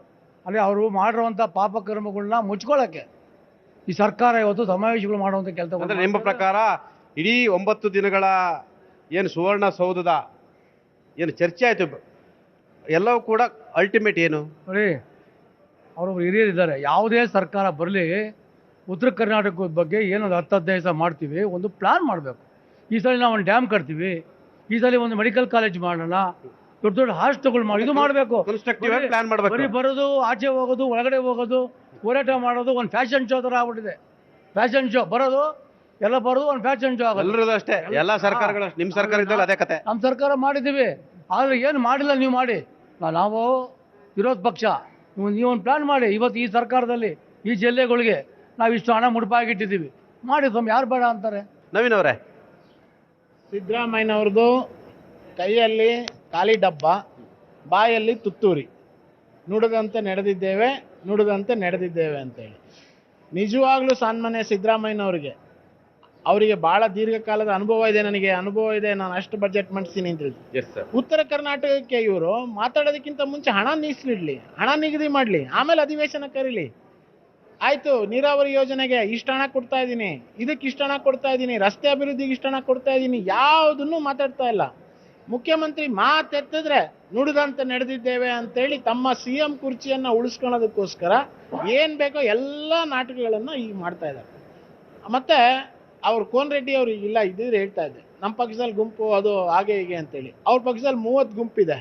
ಸಚಿವರನ್ನ ಬಿಡ್ತಾರೆ, ಕೈ ಬಿಡ್ತಾರೆ ಅಂತ ಗೊತ್ತಾದ ತಕ್ಷಣ 30 ಜನ ಸಚಿವರು 30 ಟವಲ್ ಹಾಕ್ಬಿಟ್ಟು ಆಗಲೇ ನನ್ನ ಸಚಿವರು ಮಾಡ್ತಾರೆ ಅಂತ ರೆಡಿ ಆಗಿಬಿಟ್ಟಿದ್ದಾರೆ. ಇದೆಲ್ಲವೂ ಕೂಡ ನಡೀತಾ ಇರೋದು ಅವ್ರದಲ್ಲೇ. ಮತ್ತು ಬಾಬಾ ಸಾಹೇಬ್ ಅಂಬೇಡ್ಕರ್ ಅವ್ರ ಬಗ್ಗೆ ಏನು ಇವತ್ತು ಸದನದಲ್ಲಿ ಪ್ರಸ್ತಾಪ ಮಾಡಿ ಅವ್ರು ಗದ್ದಲ ಮಾಡ್ತಾ ಇದ್ದಾರೆ. ಅವ್ರ ಯೋಗ್ಯತೆ ಇಲ್ಲ. ಕಾಂಗ್ರೆಸ್ನವ್ರಿಗೆ ಬಾಬಾ ಸಾಹೇಬ್ ಅಂಬೇಡ್ಕರ್ ಹೆಸರು ಹೇಳೋ ಯೋಗ್ಯತೆನೂ ಕೂಡ ಇಲ್ಲ. ಅವರ ಅಜ್ಜ, ಅವರ ಮುತ್ತಜ್ಜ, ಅವ್ರ ಅಜ್ಜಿ ಅವರು ಮಾಡಿದಷ್ಟು, ಅವ್ರ ಪಕ್ಷ ಮಾಡಿದಷ್ಟು ಅಪಮಾನ ಬಾಬಾ ಸಾಹೇಬ್ ಅಂಬೇಡ್ಕರ್ ಅವ್ರಿಗೆ ಇಡೀ ಭಾರತ ದೇಶದಲ್ಲಿ ಯಾರೂ ಮಾಡಿಲ್ಲ. 5 ಪಂಚತೀರ್ಥ ಕ್ಷೇತ್ರಗಳನ್ನು ನಮ್ಮ ಕೇಂದ್ರ ಸರ್ಕಾರ ಬಾಬಾ ಸಾಹೇಬ್ ಹುಟ್ಟಿದ ಮನೆಯಿಂದ ಹಿಡಿದು ಬಾಬಾ ಸಾಹೇಬ್ ಕೊನೆಯ ದಿನದ ಅಂತಿಮ ಕ್ಷಣದ ಸ್ಥಳದ ತನಕ ನಾವು ಪಂಚತೀರ್ಥ ಕ್ಷೇತ್ರಗಳಾಗಿ ಅಭಿವೃದ್ಧಿಯನ್ನು ಮಾಡಿ ಈ ದೇಶದ ಜನ ನಮ್ಮ ದೇಶಕ್ಕೆ ಏನು ಕೊಡುಗೆ ಕೊಟ್ಟಿದ್ದಾರೆ ಬಾಬಾ ಸಾಹೇಬ್ ಅಂಬೇಡ್ಕರ್ ಅವರು ಅಂತೇಳಿ ಸೂರ್ಯ ಚಂದ್ರ ಇರೋಷ್ಟು ತನಕನೂ ಕೂಡ ಬಾಬಾ ಸಾಹೇಬ್ ಅಂಬೇಡ್ಕರ್ ಅವ್ರ ಹೆಸರು ಇರಬೇಕು ಅನ್ನುವಂಥ ಯೋಜನೆಗಳನ್ನು ಮಾಡಿದೆ. ಇವತ್ತು ಜನರಿಗೆ, ಮುಂದಿನ ಪೀಳಿಗೆ ಜನರಿಗೆ ಬಾಬಾ ಸಾಹೇಬ್ ಅಂಬೇಡ್ಕರ್ ತಿಳಿಸ್ತಾರೆ. ಇವ್ರೇನು ಮಾಡ್ತಾ ಇದ್ದಾರೆ, ಬಾಬಾ ಸಾಹೇಬ್ ಅಂಬೇಡ್ಕರ್ ಅವ್ರನ್ನ ನೆನಪಾಗೋದು ಯಾವಾಗ ಅಂದರೆ ಚುನಾವಣೆಗಳು ಬಂದಾಗ ಎಮೋಷನಲ್ ಆಗಿ. ಅದು ಏನು, ಜನರನ್ನ ಇದ್ರ ಬಗ್ಗೆ ಎತ್ಕಟ್ಟ ಅಂತ ಕೆಲಸವನ್ನು ರಾಹುಲ್ ಗಾಂಧಿ ಮಾಡ್ತಾ ಇದ್ದಾರೆ. ರಾಹುಲ್ ಗಾಂಧಿಗೆ ಯೋಗ್ಯತೆ ಇಲ್ಲ. ಆ ಯೋಗ್ಯತೆ ಇಲ್ಲದ ಒಬ್ಬ ನಾಯಕ ಇವತ್ತು ಇಡೀ ದೇಶವನ್ನು ದಾರಿ ತಪ್ಪಿಸುವಂಥ ಕೆಲಸ ಮಾಡ್ತಾ ಇದ್ದಾರೆ. ನಾನು ನಮ್ಮ ಮಧ್ಯ ಕರ್ನಾಟಕದ ವಿಷಯ 2 ವಿಷಯ ಹೇಳೋದಕ್ಕೆ ಇಚ್ಛೆ ಪಡ್ತೇನೆ.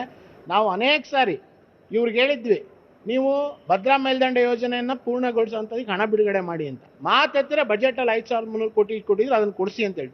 ಅದು ನಿಶ್ಚಯ ಮಾಡಿರೋದು 4ನೇ ಫೇಸಿಗೆ. ಏನು ರೈತರ ಹೊಲಕ್ಕೆ ನೀರು ಕೊಡೋ ಟೈಮಲ್ಲಿ ಬೇಕಾಗಿರೋ ಹಣ ಕೊಡೋದಕ್ಕೆ ಪ್ರಧಾನ ಮಂತ್ರಿ ಕೃಷಿ ಸಂಚಯ ಯೋಜನೆಯಲ್ಲಿ ಕೊಡಬೇಕಾಗಿರೋ ಹಣ.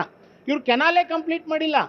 ಕೆನಾಲೇ ಕಂಪ್ಲೀಟ್ ಮಾಡ್ದಲೆ ಬೇಸಿಕ್ ಬೇಕಾಗಿರೋಂಥ ಯೋಜನೆನೇ ಮಾಡ್ದಲೆ ನೀವು 5,300 ಕೋಟಿ ಕೊಡಿ, ಆಮೇಲೆ ನಾವು 10,000 ಕೋಟಿ ಕೊಡ್ತೀವಿ ಅಂತ ಹೇಳ್ತಾ ಇದ್ದಾರೆ. ಅಂದರೆ ಇವ್ರ ಯೋಗ್ಯತೆ, ಮಧ್ಯ ಕರ್ನಾಟಕದ 3-4 ಜಿಲ್ಲೆಗಳ ರೈತರ ಪರವಾಗಿ ಇವ್ರಿಗೆ ಕಾಳಜಿ ಇಲ್ಲ. ನೇರ ರೈಲು ಮಾರ್ಗಕ್ಕೆ 5 ಪೈಸೆ ಹಣ ಬಿಡುಗಡೆ ಮಾಡ್ತಿಲ್ಲ. ತುಮಕೂರಿನಿಂದ ದಾವಣಗೆರೆ ತನಕ 30 ವರ್ಷದಿಂದ ಪೆಂಡಿಂಗ್ ಬಿದ್ದಿದೆ. ಈ ಥರದ ಅನೇಕ ಜ್ವಲಂತ ಸಮಸ್ಯೆಗಳ ಬಗ್ಗೆ ಈ ಸರ್ಕಾರ ಗಮನ ಹರಿಸ್ತಾ ಇಲ್ಲ. ಮತ್ತು ಇವತ್ತು ಈ ಇಡೀ ಏನು ಅಧಿವೇಶನ 9 ದಿವಸ ನಡೆಸಿದ್ದಾರೆ, ಇದು ಸಂಪೂರ್ಣವಾಗಿ ನೀರಿನಲ್ಲಿ ಹೋಮ ಮಾಡ್ದಂಗಾಗಿದೆ. ಹಿರಿಯರು ಹೇಳಿದ್ರು 25 ಲಕ್ಷ ಖರ್ಚು ಮಾಡ್ತಾರೆ. 25 ಲಕ್ಷದಲ್ಲಿ 25 ಪೈಸದಷ್ಟು ಕೂಡ ಉಪಯೋಗ ಈ ಅಧಿವೇಶನದಿಂದ ಈ ಭಾಗದ ಜನರಿಗೆ ಆಗ್ತಾ ಇಲ್ಲ. ಖಂಡಿತ ನಾವು ಇದನ್ನು ಖಂಡಿಸ್ತೇವೆ. ಮತ್ತು ಮುಖ್ಯಮಂತ್ರಿಗಳು ತಮ್ಮ ಧೋರಣೆ ಏನಿದೆ, ತಾವು ಏನು ಮಾಡಿದ್ರು ನಡೆಯುತ್ತೆ ಅನ್ನೋವಂಥ ಧೋರಣೆ ಏನಿದೆಯಲ್ಲ, ಅದು ಅವರು ಬೇರೆಯವ್ರ ಮೇಲೆ ತೋರಿಸ್ತಾ ಇಲ್ಲ. ಅವ್ರು ತೋರಿಸ್ತಾ ಇರೋದು ಯಾರ ಮೇಲೆ ಅಂತಂದರೆ ಅವ್ರ ಪಕ್ಷದವ್ರ ಹತ್ರ ತೋರಿಸ್ತಾ ಇರೋದು. ನಮ್ಮ ಪಕ್ಷದಲ್ಲಿ ನಂದು ಆಧಿಪತ್ಯ ಇದೆ ಅಂತೇಳಿ ಅವ್ರ ಹೈಕಮಾಂಡಿಗೆ ಸಂದೇಶ ಕೊಡೋದಕ್ಕೋಸ್ಕರ ಅವ್ರ ರೀತಿ ನಡ್ಕೊಂತ ಇದ್ದಾರೆ. ಮಾತಾಡ್ತೀನಿ ಹಂಗೆ ರೀ. ಅವ್ರು ಹೇಳಿದ್ರು ನಾವು ಸತ್ಯ ಹರಿಶ್ಚಂದ್ರು, ಇವರು ಬಸ್ಟು, ಇವರು ಅಭಿವೃದ್ಧಿ ಮಾಡ್ತಿಲ್ಲ ಅಂತ ಹೇಳಿದ್ರು. ಇಲ್ಲಿ ಇಡೀ ಉತ್ತರ ಕರ್ನಾಟಕದ ಸಮಸ್ಯೆಗಳ ಬಗ್ಗೆ ಕೇವಲ ಹೆಸರಿಗಷ್ಟೇ ಚರ್ಚೆ ಆಗ್ತಿದೆ ಅಂತ ಒಬ್ಬರು ಶಾಸಕರು ಹೇಳಿದ್ರು. ಒಂದು ಕನ್ಸ್ಟ್ರಕ್ಟಿವ್ ಆಗಿ ಏನಾದ್ರು ಒಂದು ಡಿಸೈಡ್ ಮಾಡಿ ಪ್ರತಿ ಇದರಲ್ಲಿ ಒಂದು ಅನೌನ್ಸ್ ಮಾಡಿ ಅದನ್ನ ಕೆಲಸ ಮಾಡ್ಬೇಕಂತ ಹೇಳಿದ್ರು. ಬರೀ ಚರ್ಚೆ ಆಗ್ತಿದೆ, ಚರ್ಚೆ ಮುಗಿತಾ ಇದೆ, ದುಡ್ಡು ಖಾಲಿ ಆಗ್ತಿದೆ. ಇವರಿಗೆ 155 ಕೋಟಿ ತೆರಿಗೆ ಹಣ ವ್ಯರ್ಥ ಆಗಿರ್ತಕ್ಕಂಥದ್ದು. ಆದರೆ ಏನು ಕತೆ, ಈಗ ಮುಂದೇನು? ಸರ್ ಹೇಳಿದ್ದು ಭಾಳ ಸತ್ಯ ಇದೆ. ಇಲ್ಲೇನಿದೆ ಅಧಿವೇಶನ ಎದಕ್ಕೆ ಮಾಡ್ತಾರೆ ಅಂದರೆ ಉತ್ತರ ಕರ್ನಾಟಕದ ಅಭಿವೃದ್ಧಿ, ಉತ್ತರ ಕರ್ನಾಟಕ ಭಾಗದ ಸಮಸ್ಯೆಗಳ ಬಗ್ಗೆ ಅಂತೇಳಿ ಅಧಿವೇಶನ ಕರೀದು ಇಲ್ಲೇ ನಡೆದು ಬೇರೆ ಬೇರೆ ವಿಷಯಗಳಂತಂದು ಕಾಲಹರಣ ಮಾಡಿ ಗಂಟೆಗೆ 24 ಲಕ್ಷ ರೂಪಾಯಿ ಖರ್ಚು ಮಾಡುವಂಥದ್ದು ಇದು ಈ ಭಾಗದ ದುರ್ದೈವ. ಅದರಲ್ಲಿ ಬೆಳಗಾವಿ ಜನರಿಗಂತೂ ಶಾಪ್ ಆಗೈತೆ. ಯಾಕಂದ್ರೆ ಅಧಿವೇಶನ ಸಮಯದಲ್ಲಿ ತಾಲೂಕಾ ಮಟ್ಟದ ಕಚೇರಿಯಲ್ಲಿ ಯಾರೂ ಸಿಗುವಂಗಿಲ್ಲ, ಗ್ರಾಮ ಪಂಚಾಯತ್ಗಳು ಯಾರೂ ಇಲ್ಲ, ಜಿಲ್ಲಾ ಮಟ್ಟದ ಕಚೇರಿಯಲ್ಲಿ ಯಾರೂ ಅಧಿಕಾರಿಗಳಿಲ್ಲ. ನನ್ನ ಪ್ರಶ್ನೆ ಈ ಮಾನ್ಯ ಸಚಿವರುಗಳಿಗೆ ಅವ್ರ ಬಗ್ಗೆ ಗೌರವ ಇದೆ. ಈ ಅಧಿವೇಶನ ಸಮಯದಲ್ಲಿ ಬೆಂಗಳೂರಲ್ಲಿ ಅವ್ರ ಜೊತೆಗೆ ಯಾರೂ ಇರೋಲ್ಲ, ಗನ್ಮ್ಯಾನು ಪಿ ಎ ಇರ್ತಾರೋ, ಅಧಿವೇಶನದಲ್ಲಿ ಚರ್ಚೆ ಮಾಡ್ತಾರೋ, ಮನೆಗೆ ಹೋಗ್ತಾರೋ, ಊಟ ಮಾಡಿ ಬರ್ತಾರೋ. ಇಲ್ಲೇ ತಾಲೂಕು ಮಟ್ಟದ ಜಿಲ್ಲಾ ಮಟ್ಟದ ಆಫೀಸರ್ನ ಎಲ್ಲ ನೇಮಕ ಮಾಡಿರ್ತಾರೆ. ಇದು ಭಾಳ ದುರ್ದೈವ. ಮುಂದಿನ ದಿನಗಳಲ್ಲಿ ಉತ್ತರ ಕರ್ನಾಟಕಕ್ಕೆ ಸೀಮಿತವಾದ ಅಧಿವೇಶನ ಮಾತ್ರ ಮಾಡಬೇಕು. ಬೇಕಾದ್ರೆ ಮೈಸೂರು ಆ ಕಡೆ ಭಾಗದವ್ರು ಬಿಡಲಿ, ಉತ್ತರ ಕರ್ನಾಟಕ ಶಾಸಕರ ಸಂಬಂಧ ಮತ್ತೊಂದು ವಿಶೇಷ ಅಧಿವೇಶನ ಮಾಡಲಿ. ಉತ್ತರ ಕರ್ನಾಟಕ ಭಾಗದ ಶಾಸಕರನ್ನ ಕರೆದುಕೊಂಡು, ನಮಗೇನು ಹೊಡಿದು ಬೇಡಿಲ್ಲ, ಉತ್ತರ ಕರ್ನಾಟಕ ಭಾಗದ ಶಾಸಕರನ್ನ ಕರೆದುಕೊಂಡು ಉತ್ತರ ಕರ್ನಾಟಕಕ್ಕೆ ನಾವು ಪ್ರತ್ಯೇಕ ಅಧಿವೇಶನ ಮಾಡ್ಬೇಕಂತೇಳಿ ನಾನು ಸರ್ಕಾರಕ್ಕೆ ಮನವಿ ಮಾಡ್ತಾ ಇದ್ದೀನಿ. ಎಸ್ ಸರ್, ತಾವು ಅವರು ಒಂದಷ್ಟು ಮಾತಾಡಿದ್ರು ಗಡಾದವರು. ಉತ್ತರ ಕರ್ನಾಟಕದ ಸಮಸ್ಯೆಗಳಿಗೆ ತಾರ್ಕಿಕ ಅಂತ್ಯ ಆಗ್ತಿಲ್ಲ, ಸರ್ಕಾರಗಳ ಚರ್ಚೆಗಷ್ಟೇ ಮೀಸಲಾಗಿದ್ದಾವೆ ಅಂತ ಹೇಳಿ ಎಲ್ಲ ಸರ್ಕಾರಗಳ ಬಗ್ಗೆನೂ ಕೂಡ ಗಂಭೀರ ಆರೋಪವನ್ನು ಮಾಡಿದ್ರು. ಉತ್ತರ ಕರ್ನಾಟಕದ ಒಂದು ಜನರ ಸಮಸ್ಯೆಗಳಿಗಾಗಿ ಮತ್ತು ಈ ಜನರ ಭಾವನಾತ್ಮಕವಾಗಿ ಇಲ್ಲಿ ಸದನ ನಡೆಸ್ತಿರೋದು, ಸುವರ್ಣಸೌಧ ಕಟ್ಟಿರೋದು ಅದೇ ಕಾರಣಕ್ಕಾಗಿ. ಆ ಒಂದು 300 ಕೋಟಿ 400 ಕೋಟಿ ಖರ್ಚು ಮಾಡಿ ಇಲ್ಲಿ ಸುವರ್ಣಸೌಧ ಮಾಡಿ ಒಂದು ವರ್ಷದಲ್ಲಿ 10 ದಿನ ಸದನ ನಡೆಸಿ 10 ದಿನದಲ್ಲಿ ಫಲಪ್ರದವಾದಂಥ ಒಂದು ಫಲಿತಾಂಶ ಸಿಗಲಿಲ್ಲ ಅಂತಂದರೆ ಇಲ್ಲಿ ಸದನ ನಡೆದ್ರಲ್ಲಿ ವ್ಯರ್ಥ ಆದ. ಈ ಹಿನ್ನೆಲೆಯಲ್ಲಿ ಯಾವುದೇ ಸರ್ಕಾರ ಇರಲಿ, ಕಾಂಗ್ರೆಸ್ ಇರಲಿ, BJP ಇರಲಿ, JDS ಇರಲಿ, ಈ ಉತ್ತರ ಕರ್ನಾಟಕ ಮತ್ತು ಕಲ್ಯಾಣ ಕರ್ನಾಟಕ ಭಾಗದ ಸಮಸ್ಯೆಗಳಿಗೆ ತಾರ್ಕಿಕ ಅಂತ್ಯ ಕಾಣುವ ನಿಟ್ಟಿನಲ್ಲಿ ಸದನದಲ್ಲಿ ಏನು ಭರವಸೆಗಳು ಕೊಟ್ಟಿರ್ತಾರೋ ಆ ಭರವಸೆಗಳು ಈಡೇರಿಸುವ ನಿಟ್ಟಿನಲ್ಲಿ ಮುಂದಿನ ಬಾರಿಯಾದರೂ ಸರ್ಕಾರ ಒಂದು ಆ್ಯಕ್ಷನ್ ಪ್ಲಾನ್ ಮಾಡಬೇಕು. ಈ ಸದನದಲ್ಲಿ ಈ ಭರವಸೆ ಕೊಟ್ಟಿದ್ವಿ, ಮುಂದಿನ ಸದನ ಬರೋದ್ರೊಳಗಾಗಿ ಈ ಸಮಸ್ಯೆಗಳು ಈಡೇರಿಸಬೇಕು, ಒಂದೇನು ಆ್ಯಕ್ಷನ್ ಪ್ಲಾನ್ ಮಾಡಿದ್ರೆ ಮಾತ್ರ ಇಲ್ಲಿ ಸದನ ನಡೆಸೋದ ಅರ್ಥ ಅದ. ಇಲ್ಲಂದ್ರೆ ಇಲ್ಲಿ ಸದನ ನಡೆಸೋದು ಯಾವುದೇ ಅರ್ಥ ಆಗಿಲ್ಲ. ಒಬ್ಬ ಶಾಸಕರು ಹೇಳಿದ್ರು ಟೂರಿಂಗ್ ಟಾಕೀಸ್ ಆದಂಗೆ ಆಗಿದೆ, ನಾವೆಲ್ಲ ಒಂದು ವಾರದನ್ನು ಬಂದು ಎಂಜಾಯ್ ಮಾಡಿ ಹೋಗ್ತೀವಿ, ಅಸಲಿಗೆ ಇದರಲ್ಲಿ ಅರ್ಥ ಇಲ್ಲ. ಆ ಅರ್ಥವೇ ಏನು, ಜನರ ತೆರಿಗೆಯನ್ನು ವ್ಯರ್ಥ ಮಾಡೋದಕ್ಕಿಂತ ಅರ್ಥಪೂರ್ಣವಾಗಿ ಶಾಸನಸಭೆಗಳನ್ನು ನಡೆಸಬೇಕು. ಕೊನೆಯದಾಗಿ ನವೀನ್ ಅವರೇ, ಏನು ಕಿವಿ ಮಾತು ಹೇಳ್ತೀರಾ ಕೊನೆಯದಾಗಿ? ನೋಡಿ, ನಾನು ಪಕ್ಷಾತೀತವಾಗಿ ಹೇಳೋದಾದರೆ, ಒಬ್ಬ ಸಾಮಾನ್ಯ ನಮ್ಮ ಕರ್ನಾಟಕ ರಾಜ್ಯದ ಪ್ರಜೆಯಾಗಿ ಹೇಳೋದಾದರೆ, ಇವತ್ತು ಜನರಿಗೆ ಅನೇಕ ಜ್ವಲಂತ ಸಮಸ್ಯೆಗಳನ್ನು ಸರಿಪಡಿಸಬೇಕಾದಂಥ ಭಾಳಷ್ಟು ಒಳಗಡೆ ಅವರ ಇದಿದೆ, ನೋವುಗಳಿದೆ. ಉದಾಹರಣೆಗೆ ಆಸ್ಪತ್ರೆಗಳಿರ್ಬೋದು, ಶಿಕ್ಷಣ ಸಂಸ್ಥೆಗಳಿರ್ಬೋದು, ಕಾಲೇಜುಗಳಿರ್ಬೋದು, ಉದ್ಯೋಗ ಇರ್ಬೋದು, ಈ ಥರದ ಭಾಳ ದೊಡ್ಡ ಸಮಸ್ಯೆ ಇಡೀ ರಾಜ್ಯದಲ್ಲಿದೆ. ಇವತ್ತು ನೀವು ಉದ್ಯೋಗ ಸೃಷ್ಟಿ ಮಾಡಲಿಲ್ಲ ಅಂತಂದರೆ ಜನ ಗೂಳೆ ಹೋಗೋ ಪರಿಸ್ಥಿತಿಲಿದೆ. ಉತ್ತರ ಕರ್ನಾಟಕದಿಂದ ಅತಿ ಹೆಚ್ಚು ಗೂಳೆ ಹೋಗ್ತಾ ಇದ್ದಾರೆ ಹೊರಗಡೆ ರಾಜ್ಯಗಳಿಗೆ, ಗೋವಾಗೆ, ಮಹಾರಾಷ್ಟ್ರಕ್ಕೆ. ನಾನು ಹೈದರಾಬಾದ್ ಚುನಾವಣೆಗೆ ಹೋಗಿದ್ದೆ. ಇಡೀ ಹೈದರಾಬಾದ್ನ ಹೊರವಲಯದಲ್ಲಿ ಕರ್ನಾಟಕದವ್ರದ್ದೇ ಒಂದು 2 ನಗರನೇ ಆಗ್ಬಿಟ್ಟಿದೆ. ಶ್ರೀರಾಮ್ ಕಾಲೋನಿ ಅಂತೇಳಿ ಹೊರವಲಯದಲ್ಲಿ ಅಲ್ಲಿರೋರು ಯಾರಪ್ಪ ಅಂತಂದ್ರೆ ಎಲ್ಲ ಯಾದಗಿರಿ ಜಿಲ್ಲೆ, ರಾಯಚೂರು ಜಿಲ್ಲೆ, ವಿಜಯಪುರ ಜಿಲ್ಲೆಯವರು. ಒಂದೊಂದು ಸಣ್ಣ ನಗರನೇ ಉದ್ಯೋಗ ಅರ್ಸ್ಕೊಂಡು ಹೋಗಿರೋದು. ಅವ್ರನ್ನ ಕೇಳೋದೇನು ಅಂತಂದ್ರೆ, ನಾವು ಇಡೀ ದೇಶಕ್ಕೆ ಉದ್ಯೋಗ ಕೊಡ್ತೀವಿ, ಇಡೀ ಪ್ರಪಂಚಕ್ಕೆ ಉದ್ಯೋಗ ಕೊಡ್ತೀವಿ ಕರ್ನಾಟಕದವರು. ನಾವು ಪ್ರಪಂಚಕ್ಕೆ ಉದ್ಯೋಗ ಕೊಡ್ತೀವಿ, ನಾವು ಪ್ರಚಾರ ಮಾಡ್ಕೊಂತ ಇದೀವಿ. ಆದ್ರೆ ನಮ್ಮ ಕನ್ನಡಿಗರು ಹೋಗ್ಬಿಟ್ಟು ಬೇರೆ ಕಡೆ ಕೂಲಿ ಮಾಡ್ತಾ ಇದ್ದಾರೆ. ಇದು ದುರ್ದೈವ. ಇದು ಗ್ರೌಂಡ್ ಲೆವೆಲ್ ರಿಯಾಲಿಟಿ. ಇದು ನಾನು ಮುಖ್ಯಮಂತ್ರಿಗಳಿಗೆ, ಎಲ್ಲ ಪಕ್ಷದವ್ರಿಗೆ ನಾನು ಕೇಳೋಂಥದ್ದು ಏನಂತಂದ್ರೆ, ದಯಮಾಡಿ ತಾವು ಯಾವ್ದಾರ ಒಂದು ಕಾಂಕ್ರೀಟ್ ಆಗಿರೋ ಅಂಥ, ನಿಜವಾಗ್ಲೂ ಅದನ್ನು ಮುಂದುವರಿಸಿ ಮಾಡೋ ಅಂಥ ರೂಪುರೇಷೆಗಳನ್ನು ನೀವು ನಿಶ್ಚಯ ಮಾಡಬೇಕು ಮತ್ತು ಅದ್ರ ಕಡೆ ಕಂಟಿನ್ಯೂಸ್ ಆಗಿ ಹೋಗ್ಬೇಕು. ಏನಾದ್ರು ಒಂದು ಯೋಜನೆ ಸ್ಟಾರ್ಟ್ ಮಾಡಿದ್ರಿ 20 ವರ್ಷ 25 ವರ್ಷ 2 ತಲೆಮಾರೇ ಮುಗಿದೋಗುತ್ತೆ ಒಂದು ಯೋಜನೆ ಮುಗಿಸೋಷ್ಟೊತ್ತಿಗೆ. ಈ ಥರದ್ದು ಯಾರು ಮಾಡ್ತಾರೆ? ಇಂದಿನ ನಮ್ಮ ಕರ್ನಾಟಕದ ಇತಿಹಾಸದಲ್ಲಿ ರಾಜಕಾರಣಿಗಳು ಒಂದು ಮುಖ್ಯಮಂತ್ರಿ ಆದವ್ರು ಯಾವ ಥರ ನಿರ್ಣಯ ತಗೊಂತ ಇದ್ರು, ಹೇಗೆ ಮಾಡ್ತಾ ಇದ್ದು ಒಂದು ಸ್ವಲ್ಪ ಓದ್ಕೊಳ್ಳಿ. ಅದನ್ನು ಒಂದು ಫಿಕ್ಸ್ಡ್ ಟೈಮ್ ಲೈನ್ 3 ವರ್ಷ 5 ವರ್ಷ ಮ್ಯಾಕ್ಸಿಮಮ್ ಅಷ್ಟೊಳಗಾಗಿ ತಮ್ಮ ಕೈಯಲ್ಲಿ ಏನಿದೆ ಅದನ್ನು ಮಾಡಿ ಮುಗಿಸೋವಂಥ ಕೆಲಸವನ್ನು ಮಾಡ್ತಾ ಇದ್ರು.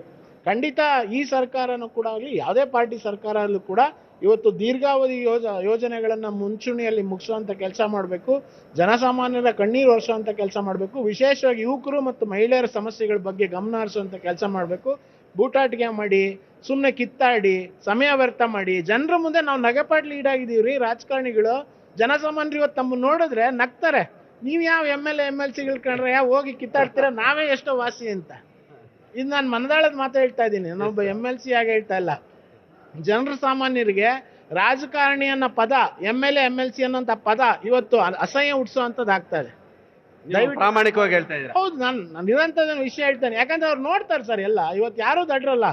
ಇವತ್ತು ಹಳ್ಳಿಲಿರುವಂಥ ಪ್ರತಿಯೊಬ್ಬ ಯುವಕ ಯುವತಿ ಅಥವಾ ಮಿಡಲ್ ಸ್ಕೂಲಿಗೆ ಬಂದವರು ಕೂಡ ಇವತ್ತು ಮಾಹಿತಿ ತಂತ್ರಜ್ಞಾನ, TV ಮಾಧ್ಯಮ, ನಿಮ್ಮಂಥ ಮಾಧ್ಯಮಗಳಲ್ಲಿ ಮಾಹಿತಿ ನೋಡಿ ಅವ್ರಿಗೆ ಏನಂದ್ರೆ ಈ MLA MLCಗಳು ರಾಜಕಾರಣಿಗಳು ಬಿಳಿ ಬಟ್ಟೆ ಹಾಕೊಂಡ್ರೆ ನೋಡೋದು ದೂರ ಓಡೋಗ್ಬೇಕಪ್ಪ, ಇವ್ರ ಕೈಲಿ ಏನೂ ಆಗಲ್ಲ ಅನ್ನೋ ಥರದಲ್ಲಿ ಬಂದ್ಬಿಟ್ಟಿದೆ. ಸರ್, ಕೊನೆಯದಾಗಿ ಸರ್, ತಾವು ಉತ್ತರ ಕರ್ನಾಟಕ ಭಾಗದ ಒಂದು ರೀತಿ ಪ್ರತಿನಿಧಿ ಇದ್ದಂಗೆ ಎಲ್ಲ ಸಮಸ್ಯೆಗಳ ಬಗ್ಗೆ ಎಲ್ಲ RTI ಹಾಕೋ ಮುಖಾಂತರ ಮತ್ತೊಂದು ಬೇರೆ ಬೇರೆ ರೀತಿಯಾಗಿ ಹೋರಾಟವನ್ನು ಮಾಡ್ತಿದ್ದೀರಾ. ಕೊನೆಯಾಗಿ ತಾವು ಏನು ಹೇಳಕ್ ಬಯಸ್ತೀರಾ ಸರ್?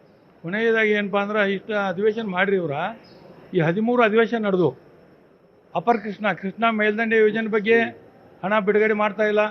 ಅದಲ್ಲದೆ ಮಹದಾಯಿ ಯೋಜನೆ ಅದು ಬಗೆಹರಿಸ್ತಾ ಇಲ್ಲ. ಬಹುತೇಕ ಬಹಳಷ್ಟು ಜನ ಶಾಸಕರು ಮಹದಾಯಿ ಯೋಜನೆನ ತಮ್ಮ ರಾಜಕೀಯ ಬರಲಿಕ್ಕೆ ಉಪಯೋಗ ಮಾಡ್ಕೋತಾರೆ. ಬಂದ ನಂತರ ಬಿ ಜೆ ಪಿ ಅವ್ರು ಹಂಗೆ, ಕಾಂಗ್ರೆಸ್ ಅವ್ರು ಹಂಗೆ, ಎಲ್ಲರೂ ಹಂಗೆ. ಇಲ್ಲೇ ದುಬ್ಸಾಲ್ ಜಲಾಶಯ ಆ ಹೂಳು ತೆಗಿಯೋಕೆ ಸರ್ಕಾರ ರೊಕ್ಕ ಕೊಡೋದು 20 ವರ್ಷ ಡ್ಯಾಮ್ ಕಟ್ಟಿದಾಗ ಇನ್ನು ತೆಗೆದಿಲ್ಲ. ಮತ್ತು ಇವ್ರೇನು ನೀರಾವರಿಗೆ ಅಭಿವೃದ್ಧಿ ಕೊಡ್ತಾರೋ ಏನೂ ಇಲ್ಲ. ಎಲ್ಲ ಇಲ್ಲಿ ಉಂಡು ತಿಂದು ಮೋಜು ಮಸ್ತಿ ಮಾಡ್ಕ್ಯಾರೆ ಸಾರ್ವಜನಿಕ ತೆರಿಗೆಯನ್ನು ಲೂಟಿ ಮಾಡೋಕೆ ಬಂದಾರಂತೇಳಿ ನನಗೆ ಭಾಳ ವಿಷಾದದಿಂದ ಹೇಳ್ತೇನೆ ರೀ. ಇದಕ್ಕೆ ಏನಾದರೂ ಇವ್ರು ಕಡಿವಾಣ ಹಾಕದೇ ಇದ್ರೆ ನಾನು ನ್ಯಾಯಾಲಯಕ್ಕೆ ಹೋಗಿ ತಡೆಯಾಜ್ಞೆ ತಂದು ಅವ್ರ ಸಹಿತ ಇದು ನಾನು ನಿಲ್ಲಿಸ್ತೇನೆ. ಕೊನೆಯದಾಗಿ ಒಂದು ಮಾತು, ಮಾನ್ಯ ಜಿಲ್ಲಾಧಿಕಾರಿಗಳು ವಿನಂತಿಸ್ತಾ ಇದ್ದೀನಿ. ಸಚಿವರು ಸದನದಲ್ಲಿ ಇರೋಲ್ಲ, ಅವ್ರ ಆಧಾರ ಆತಿಥ್ಯಕ್ಕೆ ಅಧಿಕಾರಿಗಳನ್ನ ಹಾಕಿದ್ರೆ ಸಚಿವರನ್ನ ಹುಡುಕ್ಯಾಡಕ್ಕೆ ಒಬ್ಬೊಬ್ಬರನ್ನ ಅಧಿಕಾರಿಗಳ ನೇಮಕ ಮಾಡಿ ಅಂತೇಳಿ ನಾನು ಕೇಳ್ತಾ ಇದ್ದೀನಿ. ಯಾಕಂದ್ರೆ ಸದನದಲ್ಲಿ ಬರ್ಬೇಕಲ್ರಿ ಅವ್ರ, ಅದಕ್ಕೆ ಇನ್ನು ಮುಂದೆ ಸಚಿವರನ್ನ ಹುಡ್ಕೊಂಡು ಬರಲಿಕ್ಕೆ ಅಧಿಕಾರಿಗಳು ನೇಮಕ ಮಾಡಂತ ಹೇಳ್ತಾನೆ ಅಷ್ಟೇ. ಇದು ಈ ವಾರದ ಜನಮನ. ಉತ್ತರ ಕರ್ನಾಟಕದ ಸಮಸ್ಯೆಗಳು, ಬೆಂಗಳೂರಿನ ಸಮಸ್ಯೆಗಳು, ಅಂಬೇಡ್ಕರ್ಗೆ ಅವಮಾನ, ಎಲ್ಲ ವಿಚಾರಗಳನ್ನು ನಾವು ಶಾಸಕರೊಂದಿಗೆ, ವಿಧಾನ ಪರಿಷತ್ ಸದಸ್ಯರೊಂದಿಗೆ, ಆರ್ಟಿಐ ಹೋರಾಟಗಾರರೊಂದಿಗೆ, ಪತ್ರಕರ್ತರೊಂದಿಗೆ ಚರ್ಚೆಯನ್ನು ಮಾಡಿದ್ವಿ. ನ್ಯೂಸ್ 18 ಕನ್ನಡ ನೋಡ್ತಾ ಇರಿ. ಮುಂದಿನ ವಾರ ಮತ್ತೊಂದು ವಿಷಯದ ಜೊತೆಗೆ ನಿಮ್ಮ ಮುಂದೆ ಹಾಜರಿರ್ತೀನಿ.